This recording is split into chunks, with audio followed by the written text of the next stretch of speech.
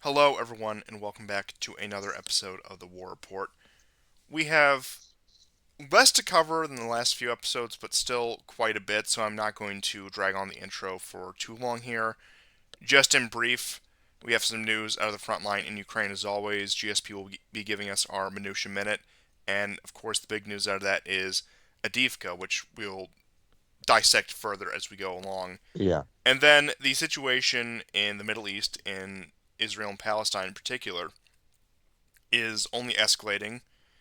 And although the highly anticipated ground offensive has not happened yet, rhetoric is still very charged on both sides.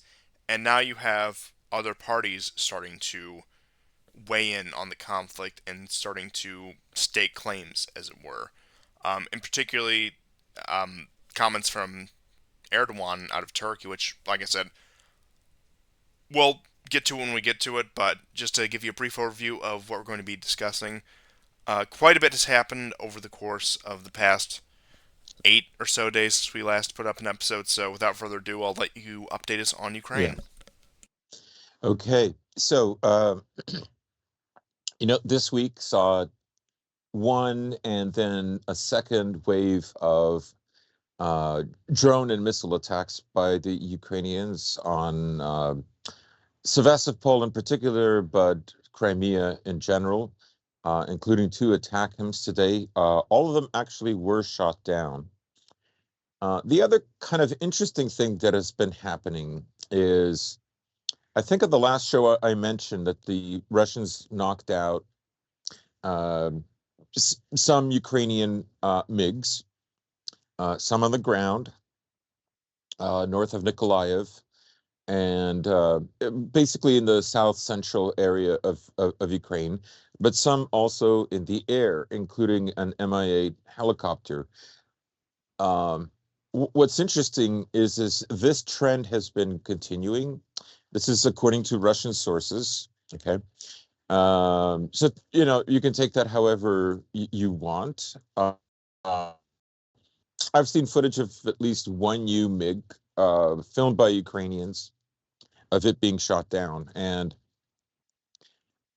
the credit is being given to new S-400 systems that have been placed in these regions, and they have a longer range, and they're using, I guess, the analog to the American AWACS for more real-time surveillance. The other interesting thing that happened today, of course, was in Western Ukraine. There was a massive explosion.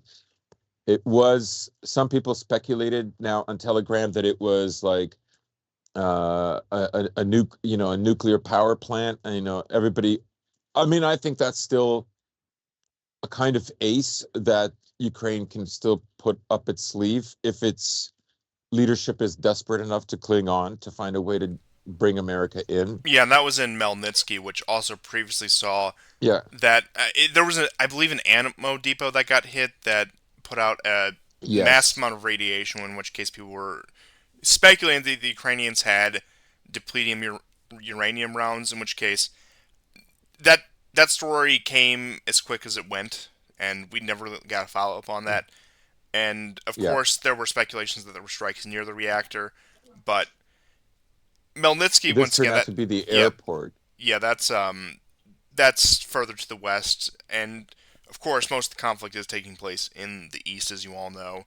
There are still Russian strikes out west, but I agree with you that a nuclear plant explosion false flag is something that the Ukrainians could actually very easily pull off if things get desperate enough. And seeing as we're watching one or potentially more major conflicts brewing in the world, that might be something they want to pull. That attention has to go back from the Middle East to Russia because forget about Iran, forget about Hamas. Russia is the real terrorist state. Blah blah blah. That's you're right. Yeah, That's yeah. an ace up the sleeve, but do continue. Yeah, so there was a secondary explosion after the hit, and what it turns out it was is an ammo depot, very similar in size to the ammo depot that was blown up in the same region in Khmelnytsky. back in May of this year.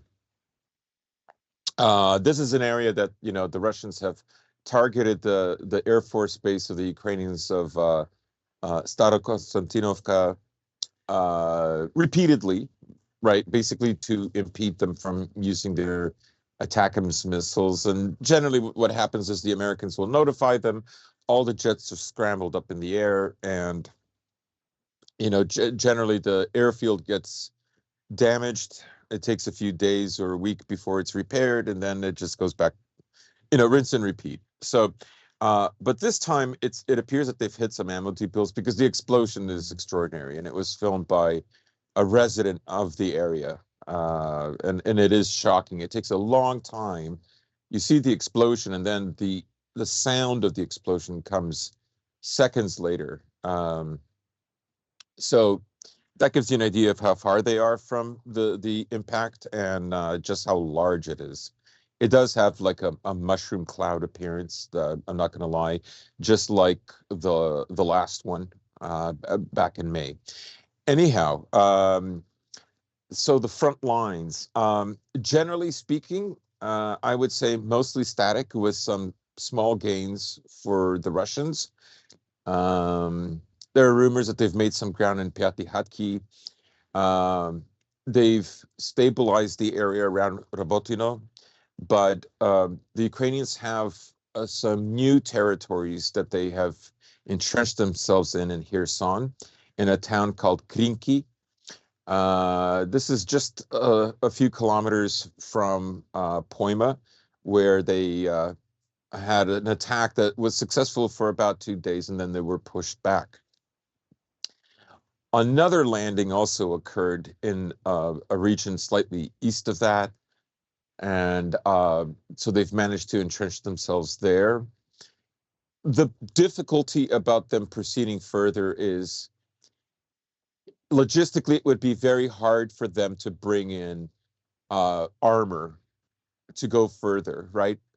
Both sides now are using the Ukrainian and what was originally the Wagner type attack, with many infantrymen widely spaced apart, just culminating into an area to form an attack. The problem, of course, is it's very hard to get um, tanks, armored personnel carriers, infantry fighting vehicles, because they simply don't have the technology to do that.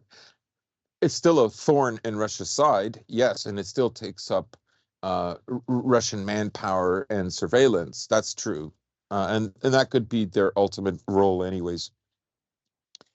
But moving further east in the Vremevsky Ledge, there's no positional changes since our last show. The uh, attack in the South Donetsk region, south of Donetsk city, that was thwarted. Another successful HIMARS attack on a TOS system that was used for basically, it's a front. I believe the town is called, it's either Malinovka or it, it's in the southern section. It's south of Pesky. Anyhow, that front has stopped, but the real fighting that's happening right now are in two regions. The first one is the one that most people are talking about, and that's Avdiivka, and the other one is Bakhmut. So because the Ukrainians, I think, want positions beyond the railroad line south of Bakhmut for the winter. Railroad lines might not seem like much, but they're elevated, and in such a flat country, tactically, that's a very important position to have.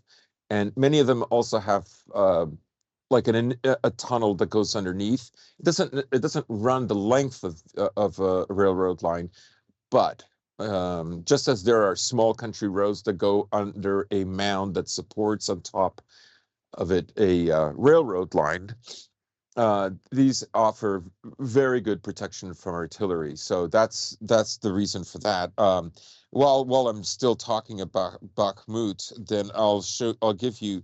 So I've sent you a bunch of images. The second last one is where the Ukrainians have made progress. Um, in the Avdiivka area. That was the village that we showed about a month ago that had been completely flattened. So the Ukrainians have consolidated their gains here.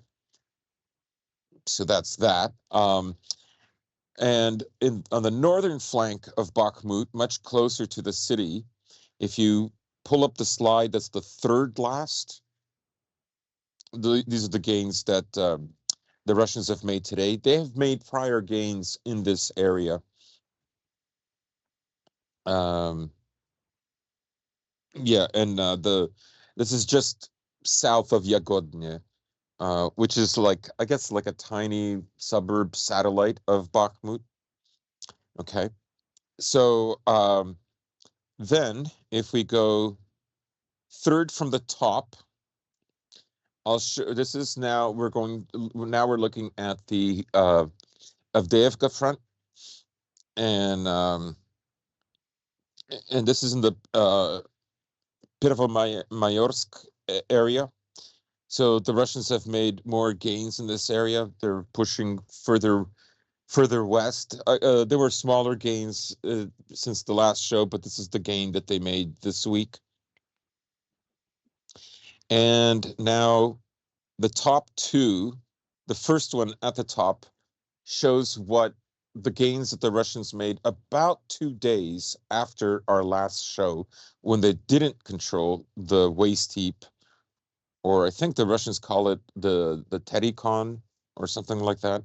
Anyhow, you can see in this image that the waste heap has been taken, and their ambitions were to stretch this area out where there was a lot of fighting, and we'll go over into more detail of what has actually taken place in Avdiivka since October the 10th. And then the second photo from the top is the gains that they have consolidated today. So they have reached the railroad tracks leading to Avdiivka, and just below this gain, you can see the waste heap, that round circular object.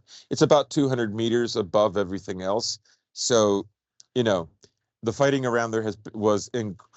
I sent you an image, incredibly fierce, very deadly. And you can see just to the left, this on a southwesterly direction, the areas the Ukrainians control. That's the coke plant. That is a very heavy industrial area that I would imagine has many underground passages, just like um, Mariupol Azovstal. did, and particularly in the Azovstal area. What was that? Yeah, Avstal. So, um,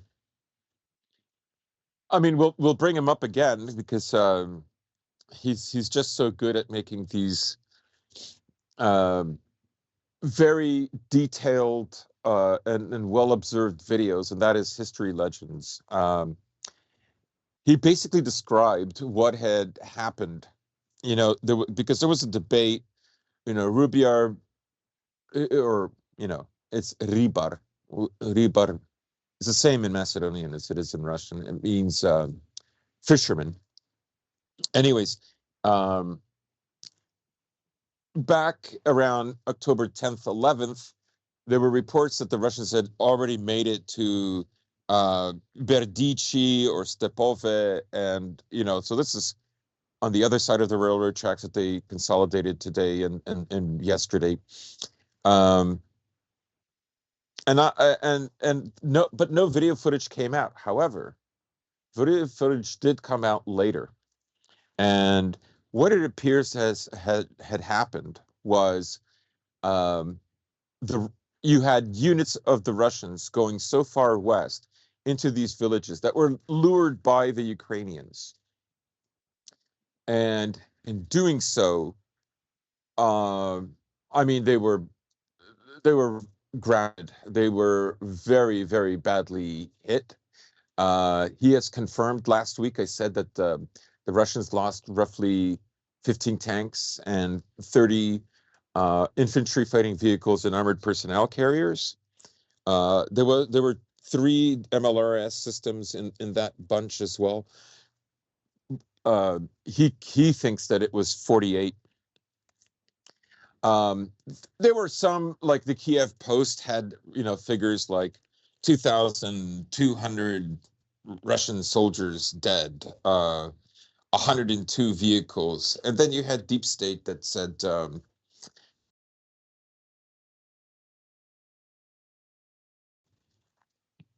so you had different amounts. But what was really tragic about this is, the area that where most of these armored columns were destroyed by the Ukrainians was still before they reached, not all of them, some of them had reached the area to the north of the waste heap, but it looks like they even on the road leading from the area where the Russians control.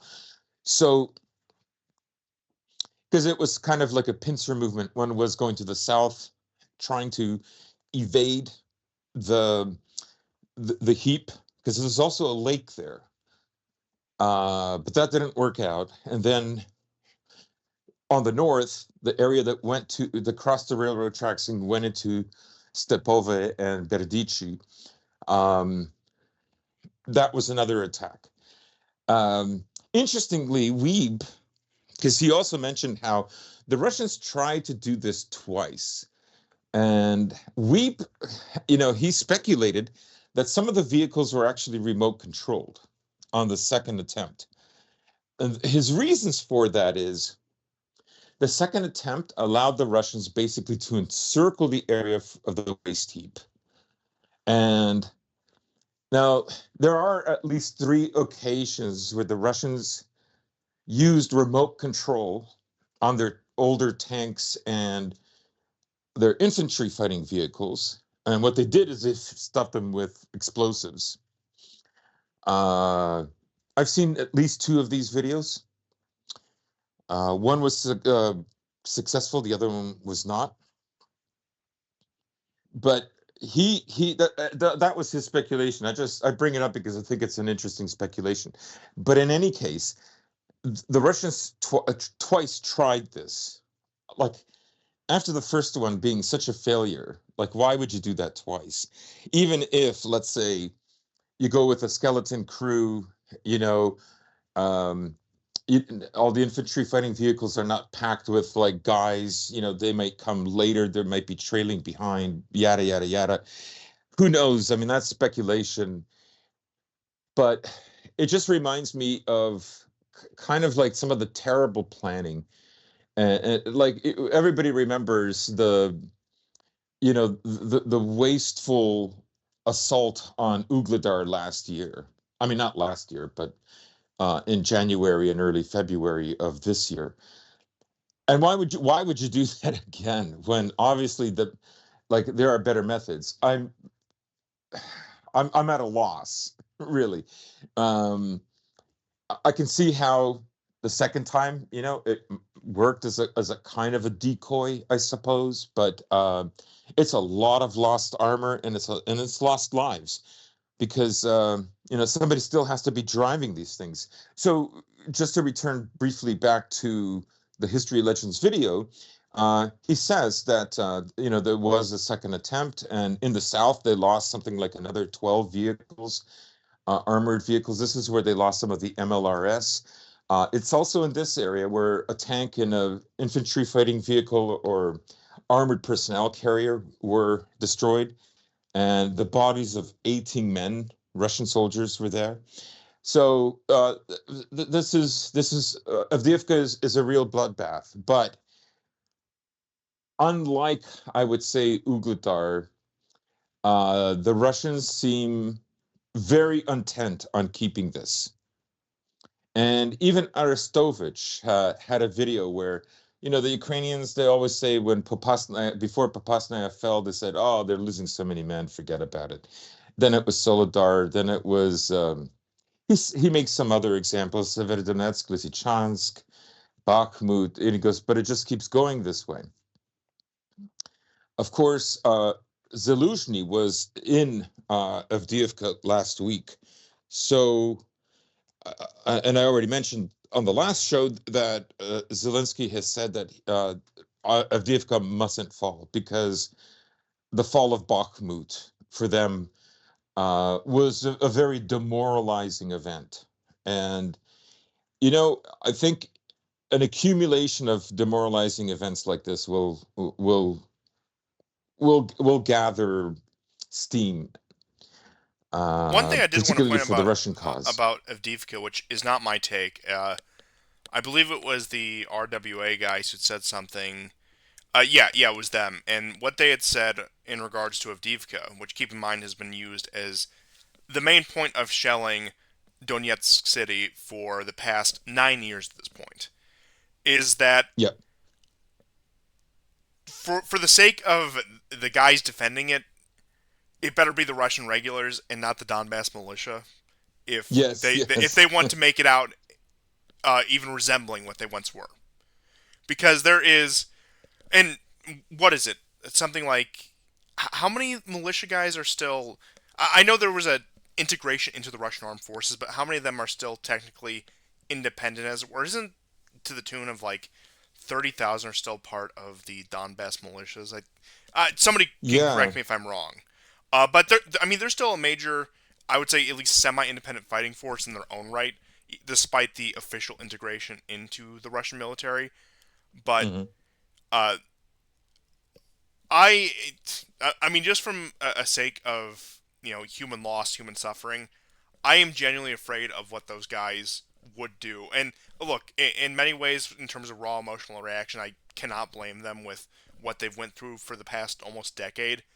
But I can tell you, even if it is the Russian regulars, but especially if it's the Donbass militias, Avdiivka is not going to be pretty. Like I'll put it this Yeah. Yeah. way: despite all the whining and the kvetching and how much people got up in arms about Russian brutality, Russian contact, I think if anywhere in this war could actually come close to that, it will be the fall of Avdiivka because of that reason. Yes, I agree. I just sent you another image from last week. This gives you an idea. This is like just a few days after our last show, maybe a day after. And the red highlighted area is where there were apparently a lot of extensive underground tunnels. This is the area also where once the Russians finally captured areas like this, they mind you, this is areas that they went over, right, and had to and were pushed back. Um, this is where there were more manpower than armor losses, right? But the trenches that they did take over, they found extensive underground tunnels with concrete motion detectors on the periphery of the dugouts. Uh, so this was an area that was very, very well fortified, right? This would be, for the Ukrainians, this would be the punishing of the Donbass, as it were, for not going along with Maidan in 2014. That's the other symbolic angle on this, right? And the people in Donbass always called the AFU the punishers, right? They are punishing us for not going along. So that could, this is the northern thrust when I was talking as I was relating back to the video that History Legends did. This was the area where they went over the railroad tracks and just kept going and going while some of the columns were already hit. Um, I mean, I would say that after probably a week of fighting, definitely like 60, 75 vehicles destroyed. I don't think I don't think I'm wildly off about that. And, essentially, like the Russians had like their Rabotino, you know, where you saw massive losses. A few shows back, remember I said I even had pictures where the Ukrainians made a push for Verbove, and there are 24 armored vehicles that are destroyed, tanks, infantry fighting vehicles, armored personnel carriers. Um, we're talking numbers at least as high as that in the first 2 days, beginning October 10th and 11th. So, um, but I think that said, I think the Russians are very serious about this. I think they want Avdiivka. They want it very badly. They would gain roughly 20 to 21 kilometers of space. The front line would be reduced rather by 20 kilometers. So that would free up some of the personnel for other areas, because it is a salient that has been, in the heart of Donbass for a long time now. And so that's what I've got for Avdiivka. That the losses that I mentioned on the last show were real. That um, Deep State even published like some of the pictures, right? Uh, I think Deep State even corrected, what is it, the OSNet, the The Onist, yeah, or yeah, onus. Yeah, they said 15 of these vehicles are actually not Russians; they're Ukrainian. I'll give credit to Deep State, right? So their count was like 55 in the first week, or what I assume was the first week, because there were some days after all this happened that the Russians didn't move forward, or they moved with men, space widely apart, instead of catching the attention. But a lot of the early reasons why they captured some of the trenches is in preparation for this assault prior to October the 10th.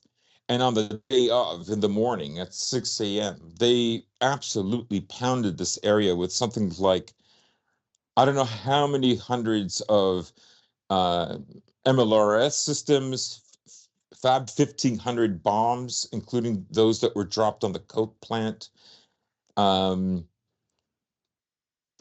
like D20, D30 artillery hit cannons, plus I would presume motorized, but the Ukrainians did play it well. They decided not to attack, to allow the Russians. And in fact, there is a video of a guy on History Legends video where he says, it's been really easy to get here. Yeah, I mean, they sort of kept things quiet. They had a Polish crab mobile cannon system that was destroyed, but they still didn't attack. And then when the moment was right, when enough Russian forces gathered in that area of um, just, I guess, Berdachi, but probably more east of Berdachi, because initial reports were that they made it for 5 kilometers westward, but it turned out to be 2.5 kilometers. In any case, that was well played. Now, Leopards have been brought in there. A Leopard tank was destroyed there. Two more Leopards were destroyed in the Robotina front in Zaporozhye. But that's about it for the frontline news. There have been other areas that are contested in Kupiansk. Small gains around the Liman front. Very, very small. I'm just talking about you know 100, 200, maybe 300 meters, nothing like a kilometer or two, right? And interestingly, Zelensky said he wants the army to be able to push 500 meters a day every day. Like, this is ironic because there are videos now of just soldiers who said, I don't know why we're giving the impression that we're winning and we're where it's not the case. If anything about this war, it's proven that in the era of observation drones, FPV drones, Lancets, all of this stuff, moving ahead in armored columns like in World War II is not going to cut it. Not going to cut it. It's like either you're going to have to create a tank that's more um, impenetrable to this kind of stuff. And a lot of these losses of armor for the Russians happened on mines. Some of the mining system was already destroyed, so this is where I think the Russians using remote control tanks and infantry fighting vehicles to blow up the mines to find a path is not unlikely because, as I said, there's at least 3 videos of them doing this before this year and last year. I mean, desperate times call for desperate measures. If you have an old T-55, it's a tank that's heavy enough that would set off these mines. But this is where a lot of their armor that they did lose happened. But in any case, I think basically the Russians now have captured the most important area of the Avdiivka front. That is for sure. The Ukrainians have brought in more brigades into this area, some of them from Zaporozhye. My guess is the Kherson thing is they're going to try to pile up as many men to divert Russia's attention as possible.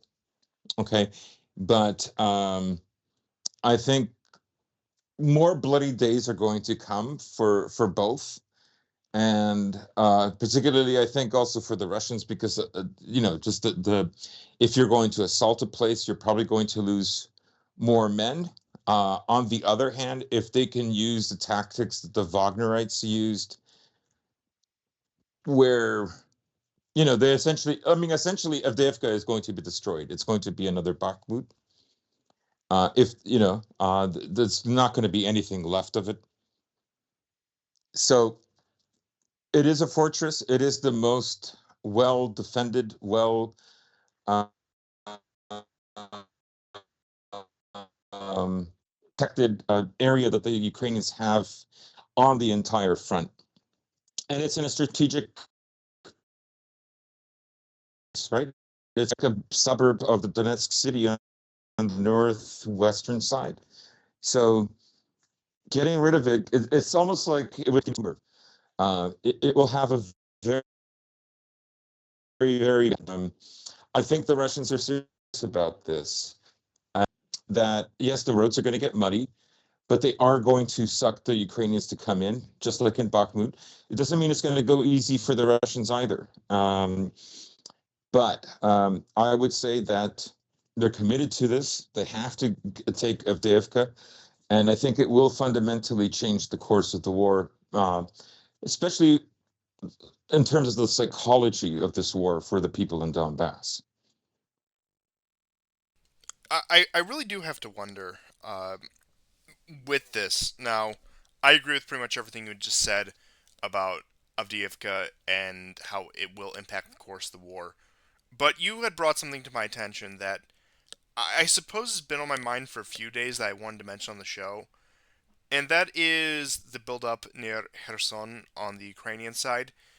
I mean, it was to my understanding that the southern front near Kherson is one of the areas in which Ukrainian presence is currently the weakest. And I mean, I keep up with this. You certainly keep up with it far more than I do, to the point where you can, once again, very welcome service to have the very nitty gritty of that. But I mean, it seems like a strange choice by Ukrainian command to try to amass a force. I mean, I understand the rationale they've given, but it does seem like a strange decision given that. I mean, the only thing I can imagine, and maybe I just have too narrow of a view on this, is that they fear that if they focus less on the south, it leaves ground for them to push further towards. And once again, I'm under no illusion that the Russians are going to take Odessa anytime soon, if at all.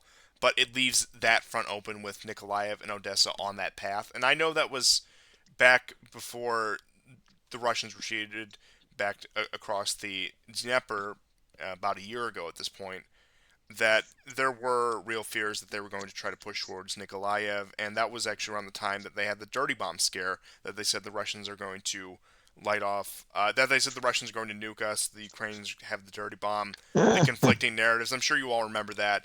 In which case, I think that was probably on top of that and the U.S. military drills in Romania. That was a large reason why Russia did pull back across the river and why that front has been more or less stagnant since that point.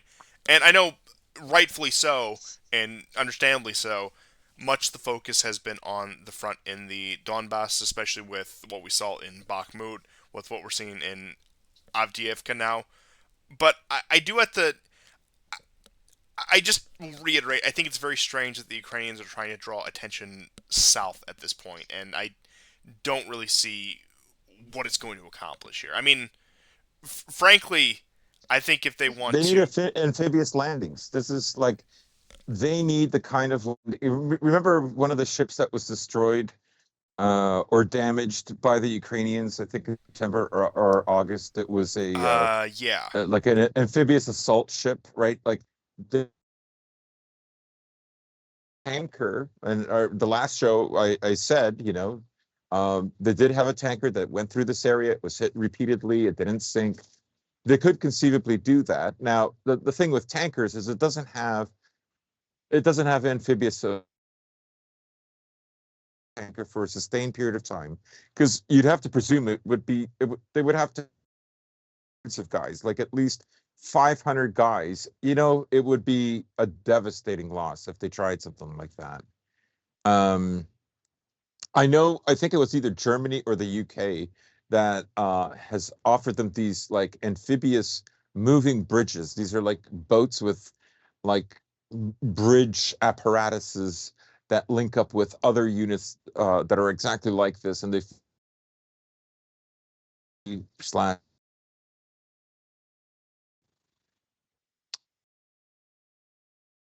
is where that the areas where the Ukrainians are attacking right now, there is water. And the way they get men from one end of the Dnieper to the other, from one side rather to the other side of the Dnieper, is through speedboats, right? You can have maybe not including the driver, 5 guys on board, right? And I've seen videos where these guys are destroyed as soon as they land. But how are you going to get a tank across where the Zaporozhye nuclear power plant is? In that area, there isn't water except like a lot of bushes. If I would guess that they would go for something in the winter, if the ground there becomes soft enough, that's where it would be. But honestly, it would it would be almost suicide for them to try it. It would it would cost a lot of lives, even if it was partially successful. I think almost an understatement. It would be, yeah, it is, it would be complete self sabotage. There would be what they would gain would cripple the war effort. And I'm not just saying that hyperbolically. It would be a complete. I don't think there's really much way to state how much of a setback this would be. And I mean, at this point, I know that I. And it's partially because it's true, since the steam of the 2022 counteroffensive wore off, that the Ukrainians have just been on a slow backpedaling. Yes, they've had their successes here and there, but you look at the general course of the war since, I would say, October 2022, for about the past year now, and it's just been a small backpedaling. Sometimes the Russians will retreat, they will concede an area, the Ukrainians will move back in, but other than that, there's been no overall momentum on the Ukrainian side. And I know obviously I had the bias here, and I tried to overcome that when I look at this, when I try to give analysis and prediction about these sort of things. But I do have to wonder what exactly, aside from trying to broker some sort of peace deal with the Russians, can the Ukrainians do to keep this war effort viable? It seems like what they would have to do is they would have to retreat and concede massive amounts of ground on their end and dig in a completely new line of defense somewhere far away from the current line and concede most of the, in fact, all of the gray zone to the Russians and maybe then some. And once again, maybe I have too narrow a view of this because certainly I don't have any sort of background in this. I'm just, I suppose most of us Mm. are just armchairs here, but I suppose the most experience I have is, maybe a few games of Axis and Allies under my belt, but other than that, I can't really say much about military strategy from a very authoritative standpoint. But At that point, I mean, clearly you're in a defensive war, and I don't think anyone would doubt that. You have to retreat. You have to concede ground, but they've they've put themselves in a lose lose situation where clearly that is the more that is the sensible thing to do. That is what's going to save more lives and resources. Is if you do find a more defensive position, even if that doesn't mean ceding ground. But almost 2 years in this war, we're just a few months out from the 2 year anniversary of this war. That would be devastating for morale, especially after you've hyped up these counteroffensives. One which was successful, the rest not so much. It's they've walked themselves into a trap, both in terms of what is on the ground, and it wasn't even a trap laid for them. It was a trap that they fell into themselves. The Russians, I'm not saying that they're. Uh, Once again, I'm not saying that they're the greatest in the world or the worst in the world. I think since autumn of 2022, they've performed very well in this war after they learned from their mistakes. I would give them that much. But it's not like the Russians laid this trap for them. A lot of it actually has to do with Ukrainian rhetoric, where they've put themselves in this position of damned if you do, damned if you don't. And once again, while I'm certainly not downplaying the moves that have actually been made on the battlefield, on the part of Ukraine, a lot of it has been rhetoric. A lot of it has been the propaganda they have pushed out to both their citizens and the world about how this war is going to be conducted and on what terms it's going to be conducted, where they've more or less sold everyone an impossible bill of goods, and when they fail to meet that, nobody's going to be satisfied. Nobody's going to accept, oh, maybe we should have some less. Even if you take the time to rationally explain to them, okay, maybe we need to do this. Maybe we need to make massive concessions for the sake of long-term gain. At that point, everyone is too exhausted, too emotionally charged in order to really understand that, except maybe a few people. And I Mm. can't believe I'm saying this, but currently, aside from the pro-Russian elements, I guess I'll say, the most sane man in Ukraine is Arestovich, and I never thought it would come to that point. Yeah, yeah. Um, I mean, I think that he has been charged with the crime of inciting cruelty or something. It's a spurious charge, but for the longest time, I've often wondered, why is Arestovich allowed to say the kind of things he says that are very critical of Ukraine, Zelensky, Zelensky. Um, how can he keep getting away with this? Right now, obviously, the first steps to his arrest have been done, but you could speculate that he has been controlled opposition, and the Ukrainians have already passed laws that say they cannot negotiate with Russia or with Putin. Like, unequivocally, they have stated that the borders must return to 1991 status, and so either Zelensky has to go, and his backers, or the guys that got his back to the wall, um, or something else is going to happen. I personally think that, like, in some ways, because recently Zelensky had asked Georgia to open up a second front, and he asked Moldova to do the same. Insane That stuff. yeah, insane stuff, right? So yes, he's desperate, and it's the second time he's asked Georgia to do this. Um, I would say that what is going to happen next in the Middle East might be beneficial for Ukraine.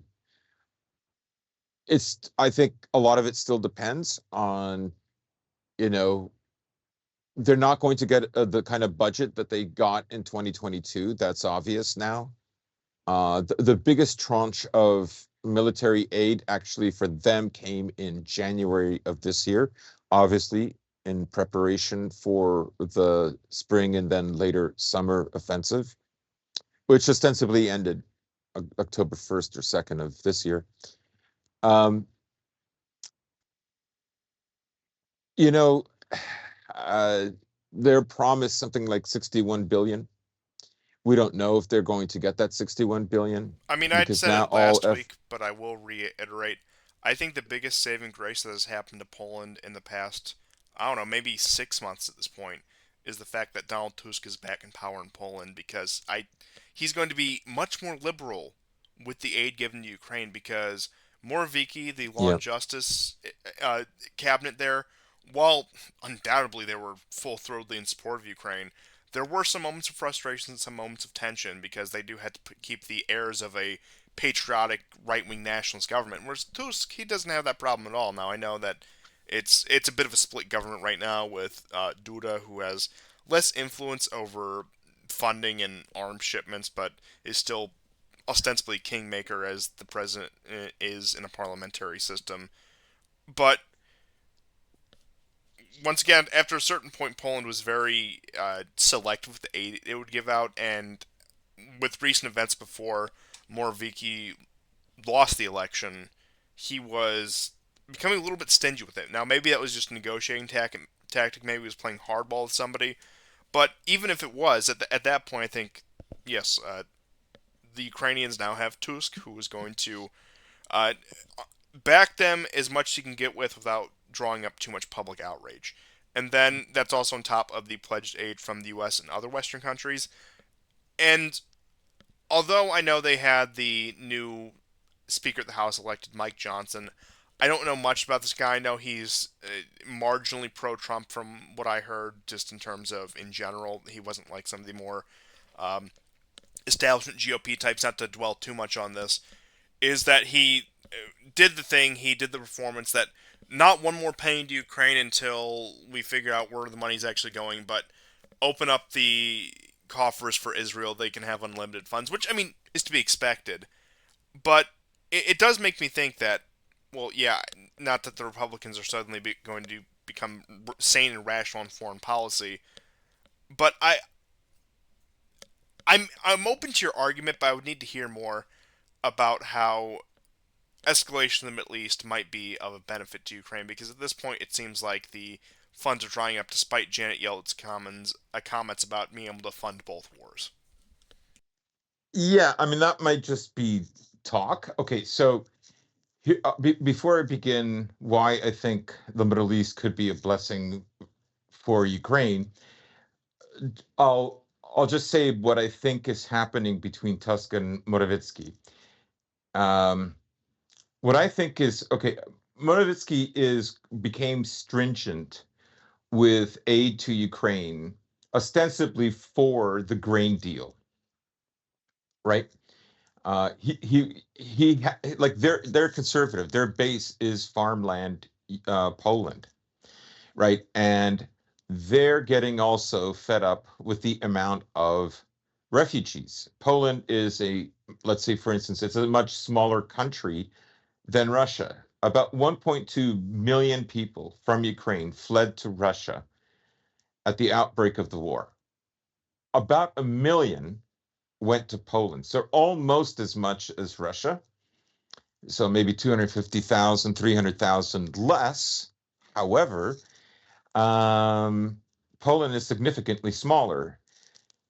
Morawiecki bought an awful lot of warfare material, like unprecedented amounts.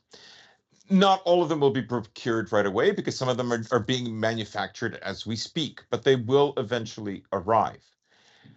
Tusk, he's I think his job is going to be to allocate funding for the refugees to keep them happy, to work at least on something, right, to appease the Poles that are getting tired of this growing Ukrainian diaspora, which is becoming a new minority. It's the largest minority in Poland right now.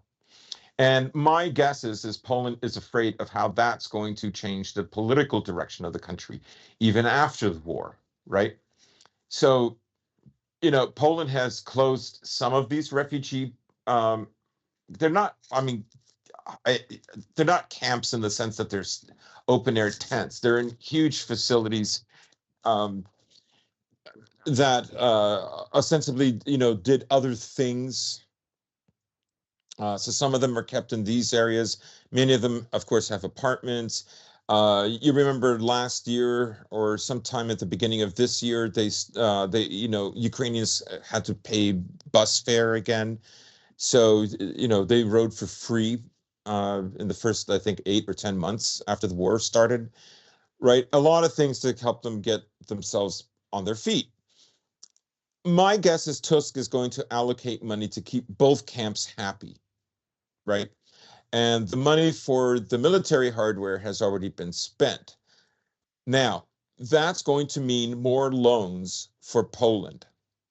And Tusk could be the guy that introduces the euro to Poland as a way to get new tranches of money from the EU and the IMF. Of course, conditionally, that would be based on them adopting the euro, right? So I think that's what he's going to do in the year when his power comes into effect. Now, the Middle East, Poland on the right? euro, that is nightmarish. But do continue. Yeah. So when we talk about the Middle East, right? Today there was like Damascus airport has been hit 4 times. Also the Aleppo airport, but they're really focusing on the Damascus airport in the south. The Israelis are, and today they killed 8 Syrian soldiers and wounded 7. Right? You know, the Middle East. I'll get to Kazakhstan, but the Middle East right now could be a place where a second front could open to compromise Russia in Syria, right? America is sending more and more troops. Macron today said that the forces that he has fighting IS or Daesh or whatever, it's ISIS, The they Mossad. can be rediverted to fight Hamas. What is it? I said the Mossad. If we're getting down to brass tacks. My brother gave me a really good article Go on. that cataloged all the times that the Israelis have mentioned that they have worked with these groups, with these jihadist groups, Oh, and how, for beautiful. instance, they have told Qatar to. Look, this is so funny. Like Qatar is the one that supplies money for the Gaza Strip, right? But Qatar is on very good terms with Israel and America. Like if they wanted to end the funding, they could put pressure on them, but they're okay with them getting the funding. So it's not like America and Israel don't know what Qatar is doing, right? In any case, so um, if there was a war in the Middle East that could start, Russia would, I don't think, would be able to fight a two-front war. Um, Not that without is, a if full Syria wartime became, economy, at least. And I don't think they're going to put. I don't think Putin's going to put that on his population when things could very easily turn against him because once again, Russians are very. I wouldn't say very satisfied, but Russians are content with life right now. And when you put them in a full time war economy, if you're going to switch everything over to fight a full scale war on two fronts, then the people are going to get exhausted. yeah, it's very possible. It's very much possible, right? So my guess is that there are either two things that are happening right now in Gaza, and that is, how do they genocide the Palestinians and not make it look like a genocide, right? And then once that's done, right?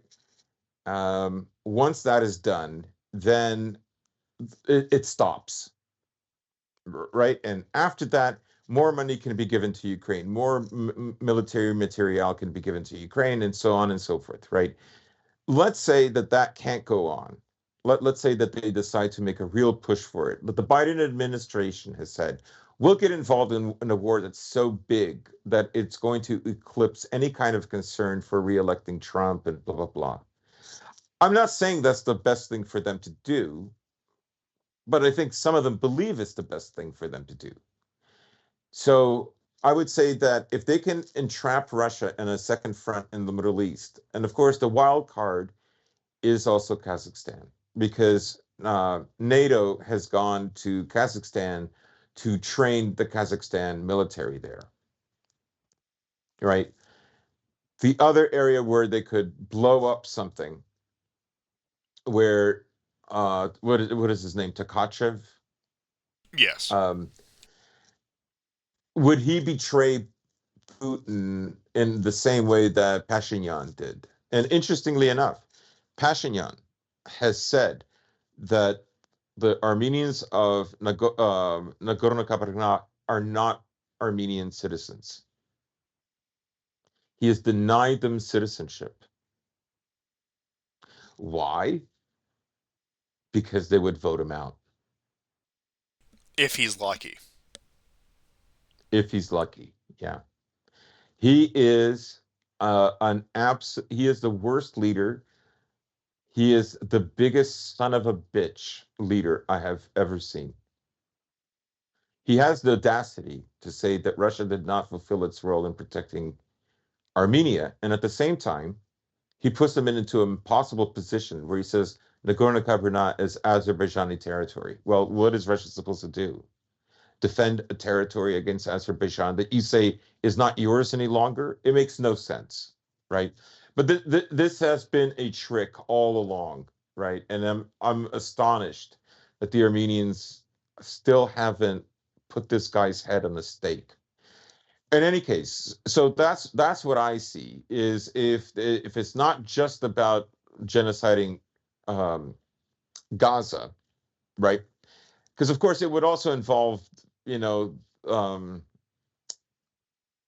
the West Bank and all that, like the other areas in northern and central Israel that are Palestinian lands. I mean, why is there so much more American military going in there? Like, do they need that much military just for Gaza, right? Um, they act as if they're afraid of other countries joining in. I mean, it's just Hezbollah, right? They're not like Hezbollah isn't Iran. What if the designs for the Middle East are contained in this spark, which is the war between Hamas and Israel? What if that's just as 9/11 was the spark for all the wars in the Middle East and Afghanistan? That could be it. And that could be the way that Ukraine gets enough money to make it this year. Poland throws in the military hardware that it receives, particularly the HIMARS, which have been effective, and that will begin to exhaust Russia. But they cannot defeat Russia unless they open up a war that's like of comparable size to the war in Ukraine, in Syria, right? Because I mean, one thing we've seen for 2 years is that the Biden administration cannot back down. They are not backing down. Israel, you know, one of their Bennett, their former prime minister, has said we cannot even have balanced reporting because balanced reporting is still anti-Israel,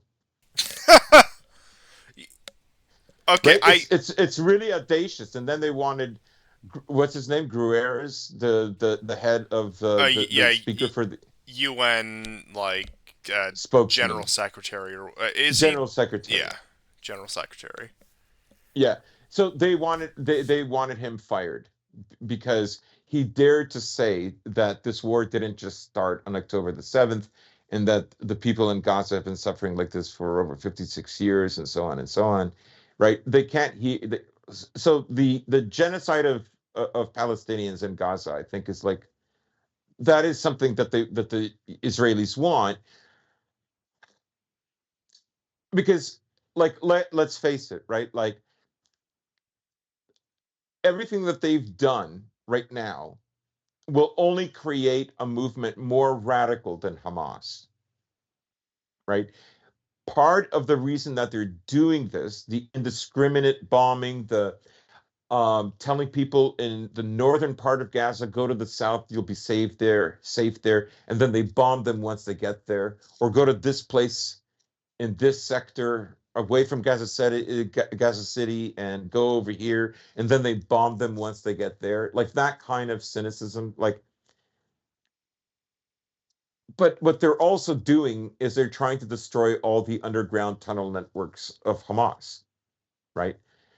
And in their eyes, they have to be indiscriminate to do that, right? You notice that they're still repeating the lie about the 40 babies that were beheaded and so on I and heard so they forth, bumped up to right? 80.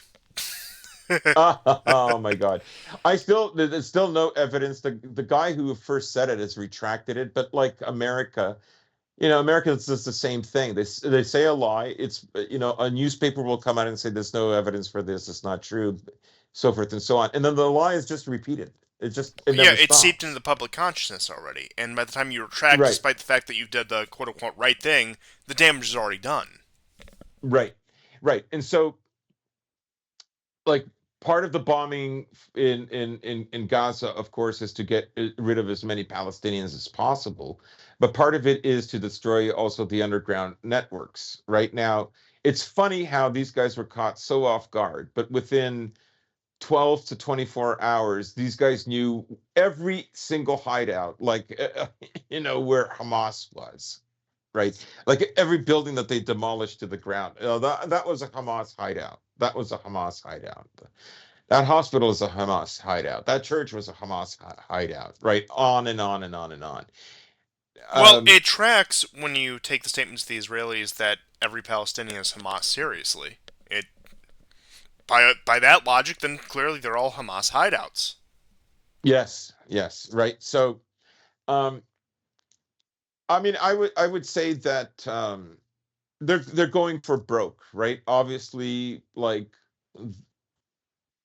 Israel has to know, even if it doesn't like it, that they're hated, right? That they're going to be more hated because the response is so disproportional, right? And again, the war didn't start on October the 7th, right? And I've seen the videos where, Hamas does kill. When they get into the kibbutz, they wait for a guy returning to the kibbutz and they kill him, but only after like his car arriving at the gates causes the gate to open and stuff like that. Well, And I of mean, course, some of the Hamas people in the is kibbutz have yeah. guns, right? So, um, then there's that video of those Canadian Jews at the kibbutz where the girl and the boy are crying, and their sister's been killed, and the boy says, "Is she coming back?" It's horrible, but um,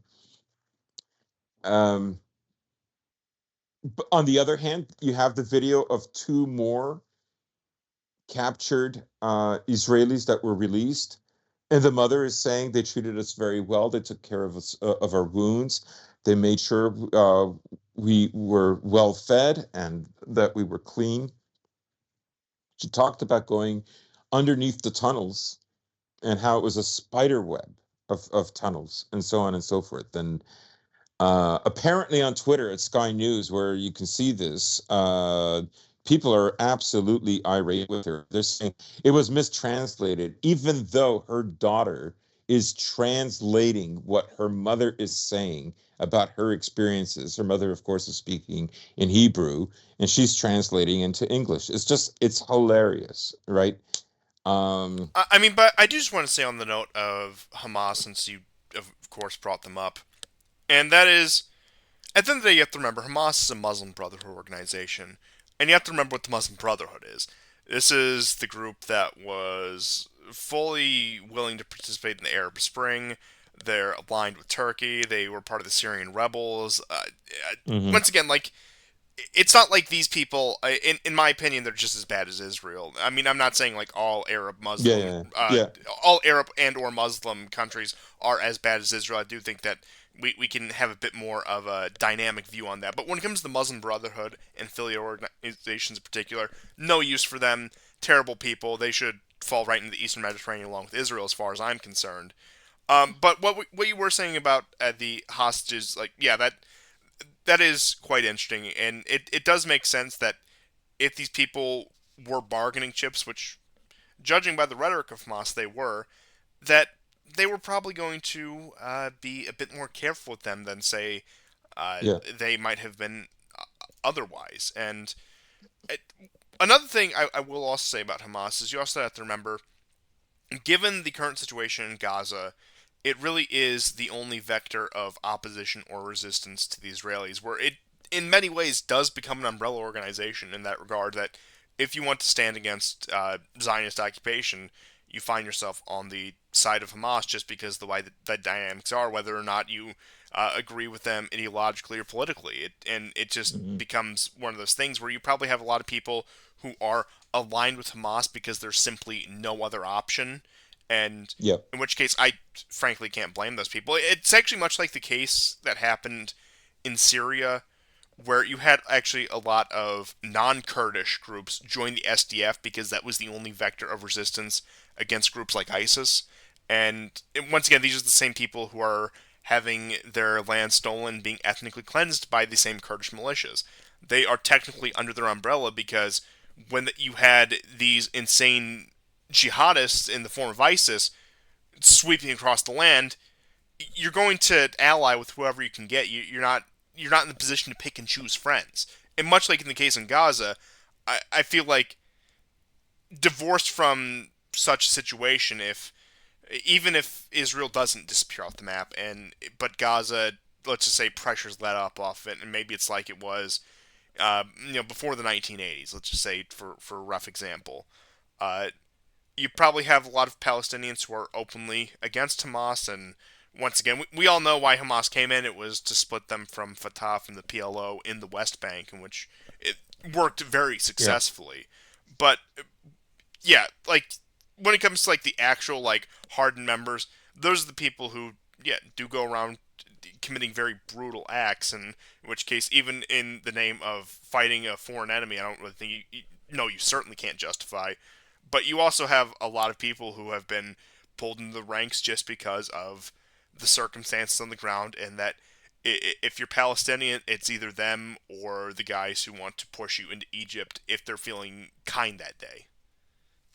Right. And you bring up something else. If I'm not mistaken, Hamas was formed in 1987, right? Yes. Just before Oslo Accords 1 and 2. Okay. So I've already explained how Israel indirectly has funded them to begin with, right? Um, there are lots of, in fact, give me a second because I'll this is an article that my brother showed me. Yes, I believe it might be on a Substack. Uh, okay, you can find this at Swiss Policy Research. The title is Why Israel Created Hamas, and it's very well documented. It's very well sourced and researched. All kinds of names, former leaders of Israel, former Mossad agents of Israel have come out and said, I suppose, their piece about this and so on. In any case, you can find it at swprs.org, and it is the Swiss Policy Research. Why Israel why Israel created Hamas. Okay, And the so last thing, that out of the way, yeah, I would go say ahead. the way to look at the creation of Hamas in a larger context is to return back to Zbigniew Brzezinski. Oh, Okay, my favorite. right. Okay, so what was Zbigniew Brzezinski's plan? Right. What was what was the US most concerned about with relations to the Middle East, right? And that was the alignment of some Arab nations with the Soviet Union. Particularly Arab nationalists. That's right, right? So because many Arab nationalists were Christian and Muslim, right? It was their nationalist, stance first and religion second that allowed them to become a bulwark against, let's say, Zionism or U.S. interests. All right. Zbignev's angle is to appeal to the religious members of, say, Saudi Arabia, to the Wahhabist schools. And of course, this is done successfully in Afghanistan, right? But that is also the case when America invades Iraq in the second Iraq war. Okay. And the typical American Christian, Western Christian disregard for Eastern Christians is very notable, right? These wars have cleansed Christians out of the Middle East. And frankly, that makes American interests and Israeli interests, and it's and extreme Muslims' interest in the Middle East very happy, right? But what it also does is it stops the possibility of Arab Christians and Arab Muslims from working together. And this is, of course, why they go against Assad. No matter how helpful Assad was, right? They had to eventually get rid of him as well. By the way, the the patriarch for the Orthodox, the Palestinian Orthodox Church in which I think is under Jordan, has condemned Israel and condemned their actions on Gaza. By the way, Yeah, it and was please pray for him. yeah, Patriarch Theophilus has outright uh, said that he's standing with his flock, and then I know it was I can't his name escapes me, but the Archbishop of Gaza said that he will not leave until the last of the civilians are evacuated, if they are. And Hmm. then you also had the case of the um, one of the Catholic bishops in Jerusalem was also pretty much saying that like he'd take the place of hostages. So like and once again, these are people who are going to lose no matter who wins, just with the way the sides have aligned, unfortunately. Yeah, Um, yeah. So Hamas has many roles, not just the role because they were against a two-state solution. That's great for Israel because Israel is also not interested in a two-state solution, and so that makes them uh, enemies with irreconcilable differences, and that keeps the possibility for new pretenses as to why Israel has to remove the Palestinians out of their lands in Israel, right? And um, so yes, it still is within that matrix that Zbigniew Brzezinski created in the first place, right? For the return of religion after the heated ideologies of the second half of the 19th century and the first half of the 20th century, right? Um, it in some ways it also mirrors the decline of the Soviet Union as well, right? That return to religion. Okay. So, but there are geopolitical reasons why this was done. And of course, I mean, this always kills me about evangelicals.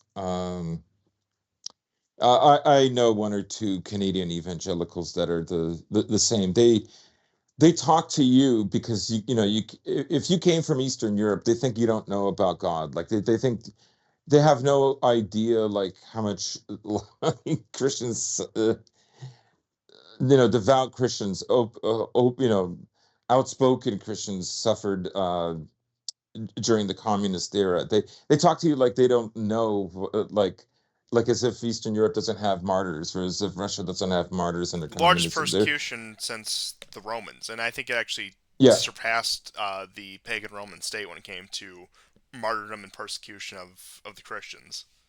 right, right. They are so utterly stupid. I really cannot stand Western evangelical types, particularly the American types.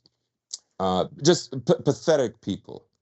Um, Anyways, they've never cared. The kind of caring that they bestow on the Israelis and Jews, right? And much of it is because their own churches have no history, right? So for them, the Jews are this link back to their Bible, you Thank know. you to Cyrus Schofield for that, because he of course comes Yes, from also the school where I mean, look, I'm hard pressed to defend any branch of Protestantism, but the Anglicans and the Lutherans, at least, okay, maybe up until the past 40 years, let's just say, to be fair, Yes. um, had some semblance of even just traditional, like, Western Latin Christianity. You could see their Roman Catholic roots, in which case that was enough to Yeah. tie them at least just enough to church history not to go completely off the rails. Now, we've seen what happens. We've seen the end result of Anglicanism and Lutheranism, especially in the past 40 years.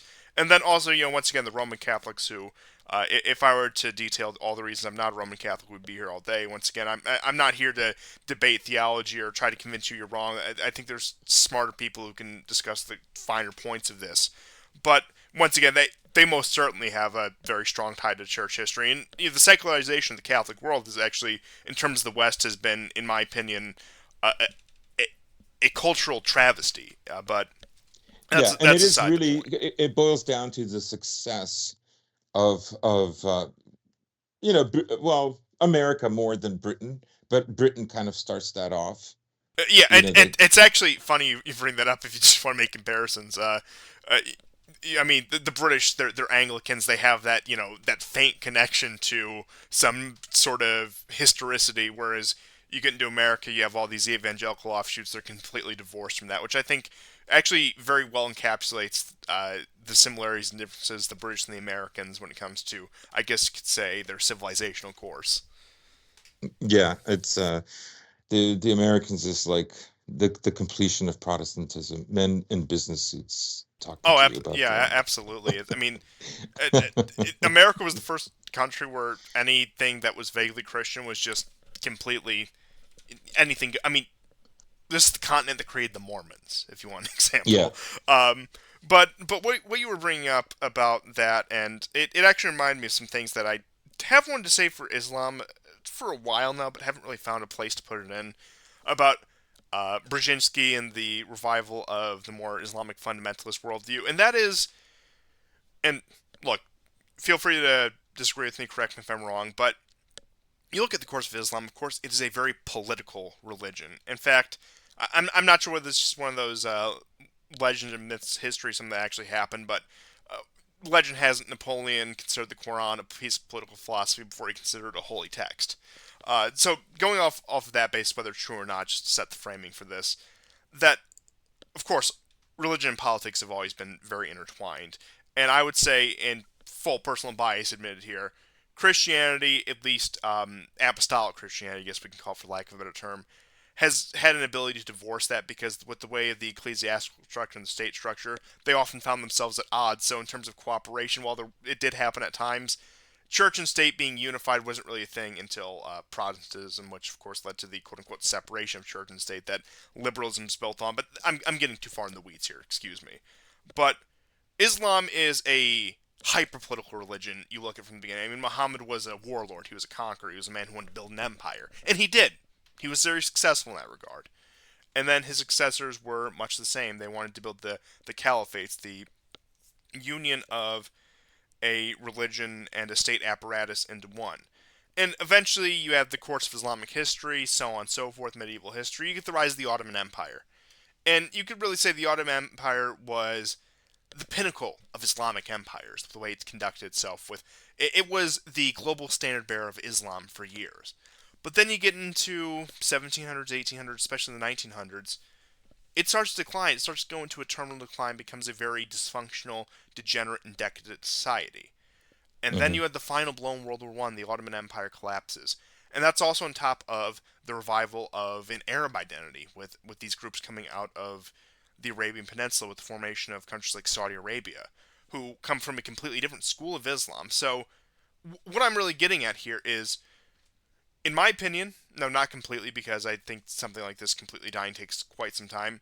Traditional Islam, as we know it, really died with the Ottoman Empire. And what we have in the wake of that is this more, I guess you could say, Salafist or Wahhabist school is what they, at least what they practice in Saudi Arabia. That took up the banner of Islam after the fall of the Ottoman Empire. That became the global standard, and that became what dictates Islam. Now, with the Shia branch in Iran, that's a completely different story. I'm talking about once again, 90, 85, 90% of the world's Muslims being Sunni, both of which the Saudis and the Ottomans fell under that banner. And once Hmm. again, it's a bit, the distinction is a bit strange. It's not exactly like in Christianity, where like, well, this church believes in this church believes in that. Once again, the lines are much more blurred in when it comes to Islam because it's fundamentally, while there are a lot of, I guess, forgive me for saying this, while there are a number of similarities, the differences are glaring. I'll just put it that way.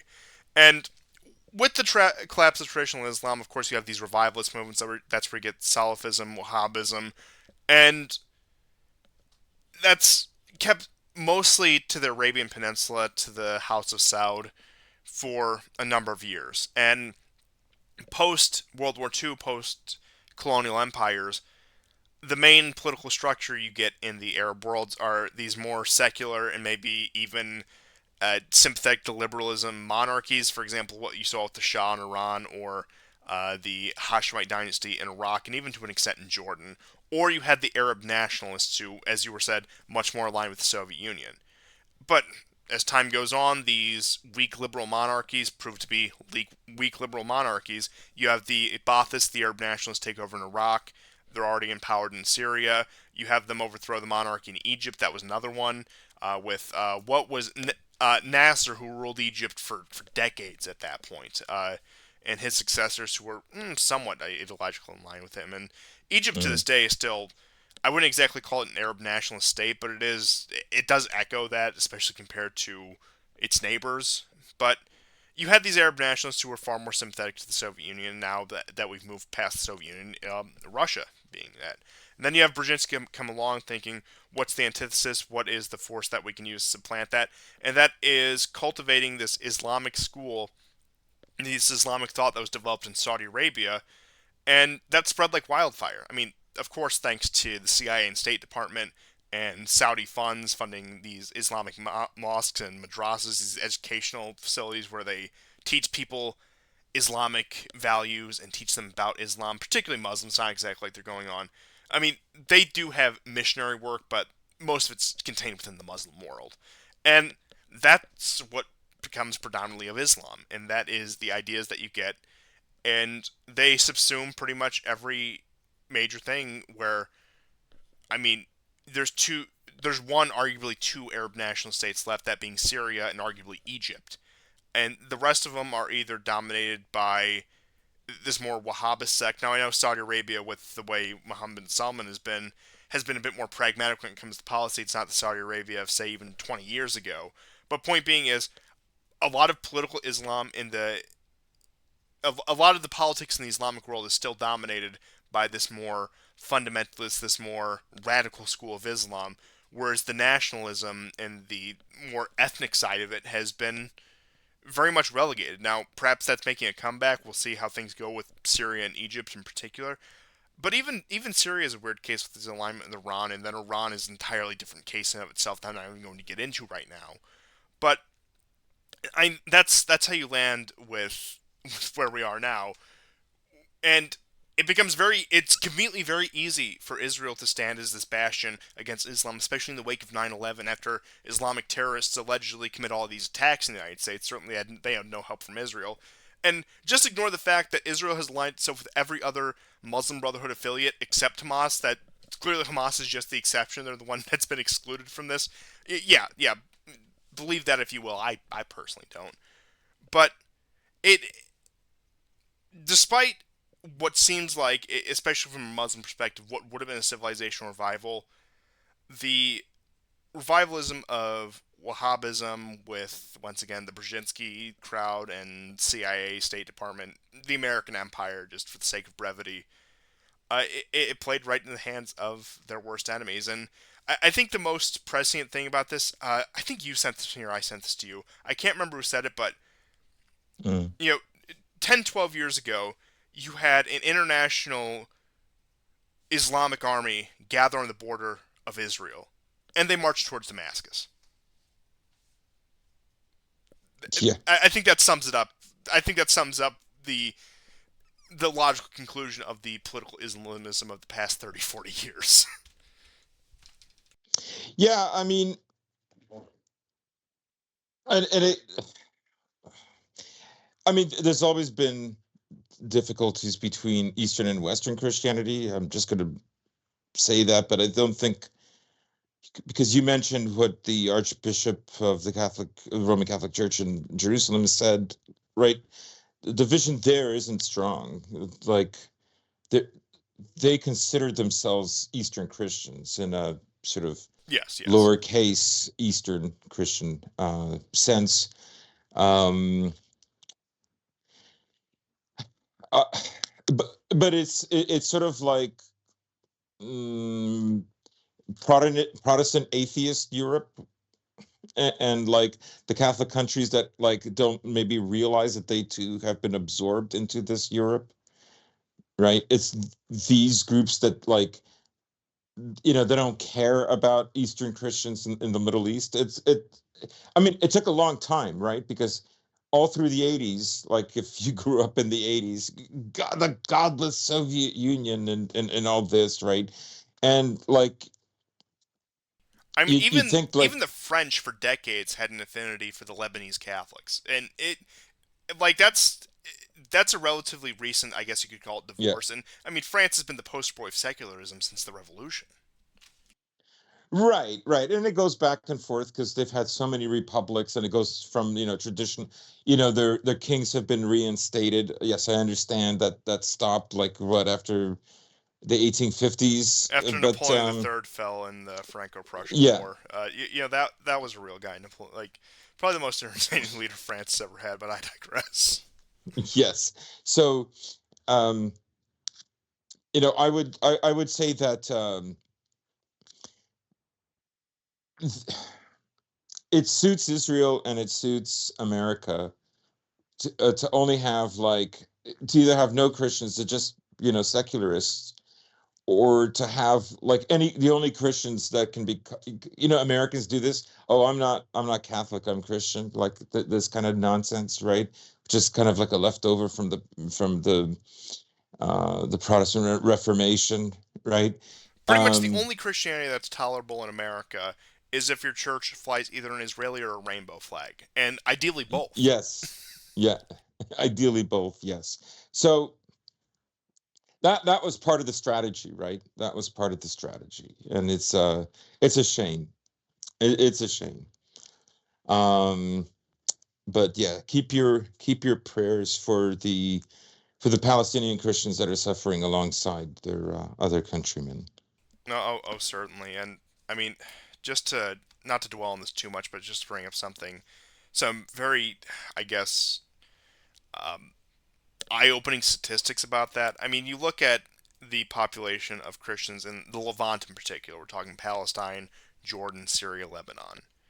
Since the establishment of the Zionist state since 1948, it was always hovering between anywhere between 10 and 25%. Just in the past few decades, the past few centuries of the Ottoman Empire, when it was on its decline. It would ebb and flow just depending. There was a massive wave of emigration to the Americas around the time you had a lot of Europeans emigrate to America as well. But once again, it was always in that low double digit range. It fell almost permanently into single digits, particularly in Palestine and I guess what most people would call Israel after the establishment of the Israeli state. The Syrian civil war was devastating to them. The Lebanese civil war also devastating to them. And even when it comes to demographics, when it comes to birth rates, um, Palestine in particular, out of all the groups there, the Palestinian Christians have the lowest birth rates. And I know birth rates aren't everything, and that they can be deceptive. And uh, once again, there's a lot more to it than just, you know, X women have X amount of children in X circumstances. But I think you guys get the point here. But understandably, these people have been getting out in massive numbers, and a lot of them have been coming to North America. Look, I'm against mass migration of any kind, but if we have to have anyone, I these are probably the people I'm most sympathetic with. But that's aside the point. And I I'm seeing some people say that this might be the final nail in the coffin in terms of their presence in Palestine at all. And and there will always be a residual presence. Just it's just one of those things that you simply cannot root out. But I I I'm inclined to agree that these people have nowhere else to go. And this is the country Israel that has the gall to call itself the safest place in the Middle East for Christians, which immediately, considering that Lebanon, with its political divisions, carves out caveats for the political representation of Christians, you'd think would immediately raise red flag on that. But once again, you're expecting people to understand things that they're not going to look into, that they're just going to take the line of whoever is telling them that. And I don't know, just and Israel doesn't even pretend to care anymore about religious freedom or plurality or any of these quote unquote liberal values. They're an outright unapologetic ethno nationalist state. In which case, some people might say like, "Oh yeah, well, good for them." And well, number one, no, not good for them because these people have made their intentions clear. They are not on my side. And number two, despite the fact that yeah, I am yeah, very hard line on immigration and deportations of people who should not be here. Once again, I will fully admit to that. Israeli ethno-nationalism, Zionism, I suppose, as we would call it, takes it even a step further where not only is getting these people out not good enough, or not only is being the majority with laws recognizing them the majority not good enough, it's just that these people need to be crushed in this spiteful vengeance quest, and that's really the only way you can put it. But I suppose my moralizing of my personal opinions on Israel's side, yeah, it's a very unfortunate situation all around, and can't remember exactly, but I was talking to somebody about this. I can't remember exactly the words they put, but um, this is the something along the lines of, and they said it much more eloquently than I could hope to right now, but something along the lines of this is a time when martyrs are made, and uh, that we see, frankly, the fullness of our faith, and that is laying down everything for it, because these people are. These people undoubtedly are. Very well said. I mean, I think the Israelis probably understand that whatever Gazans survive are going to be moved to Europe. But we should get into it. But I sent you the pictures of the new diversity judge Yeah, let me in just get Britain. Telegram up. I'm eager to see this one because I got the notification on my phone, but I there's one in her judge's garb, and the other one where she's not in this is what I imagine. This is what John Locke envisioned Yeah. when he made up liberalism. But um, let me just get this up because this is there's no words for it. You people just need to see this. If I have to suffer, you have to suffer. But let me just get these up because um, uh, this is I hate this. Thank you. I hate this. I Okay. saw it, so I thought you should suffer too. Well, yeah, fair enough. I would have done the same, and frankly, I have done the same on many occasions. And wait until you see her in the regalia that they still put the judges in. Isn't that just quaint? Isn't that just precious? Yeah. So That's who's gonna help you, diversify the UK even more. yeah, yeah, and look, don't be fooled when they say that they're going to start enforcing uh, stricter penalties on anti-Semitism and deporting people who express anti-Semitic values. That means you. That doesn't mean them. Okay, let's just be clear about that. Hmm. um, and I don't think I really need to explain that to anyone, but it, the minute they would try to actually fairly, I guess, is quote unquote fairly enforce that policy, it, you wouldn't hear the end of it. And I keep hearing about how the diaspora of our greatest ally are suddenly going to maybe start agreeing with us on immigration. No, that is not going to happen.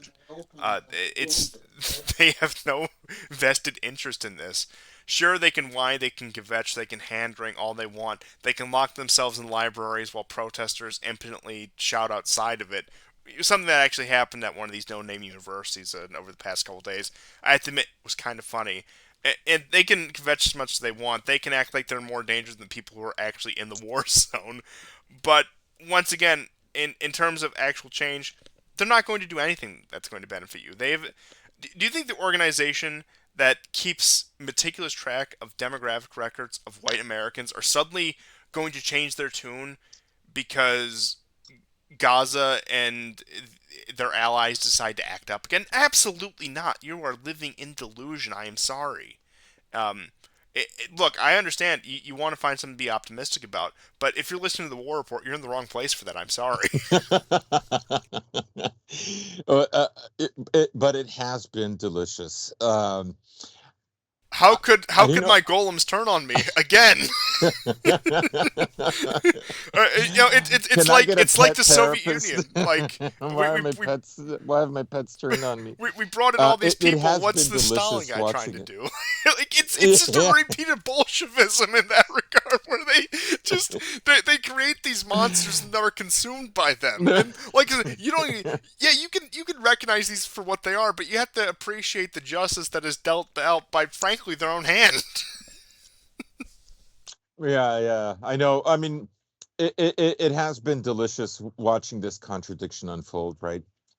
We've seen the statistics of people under 35 not only like don't think of, I mean, basically they think what the Gazans are doing.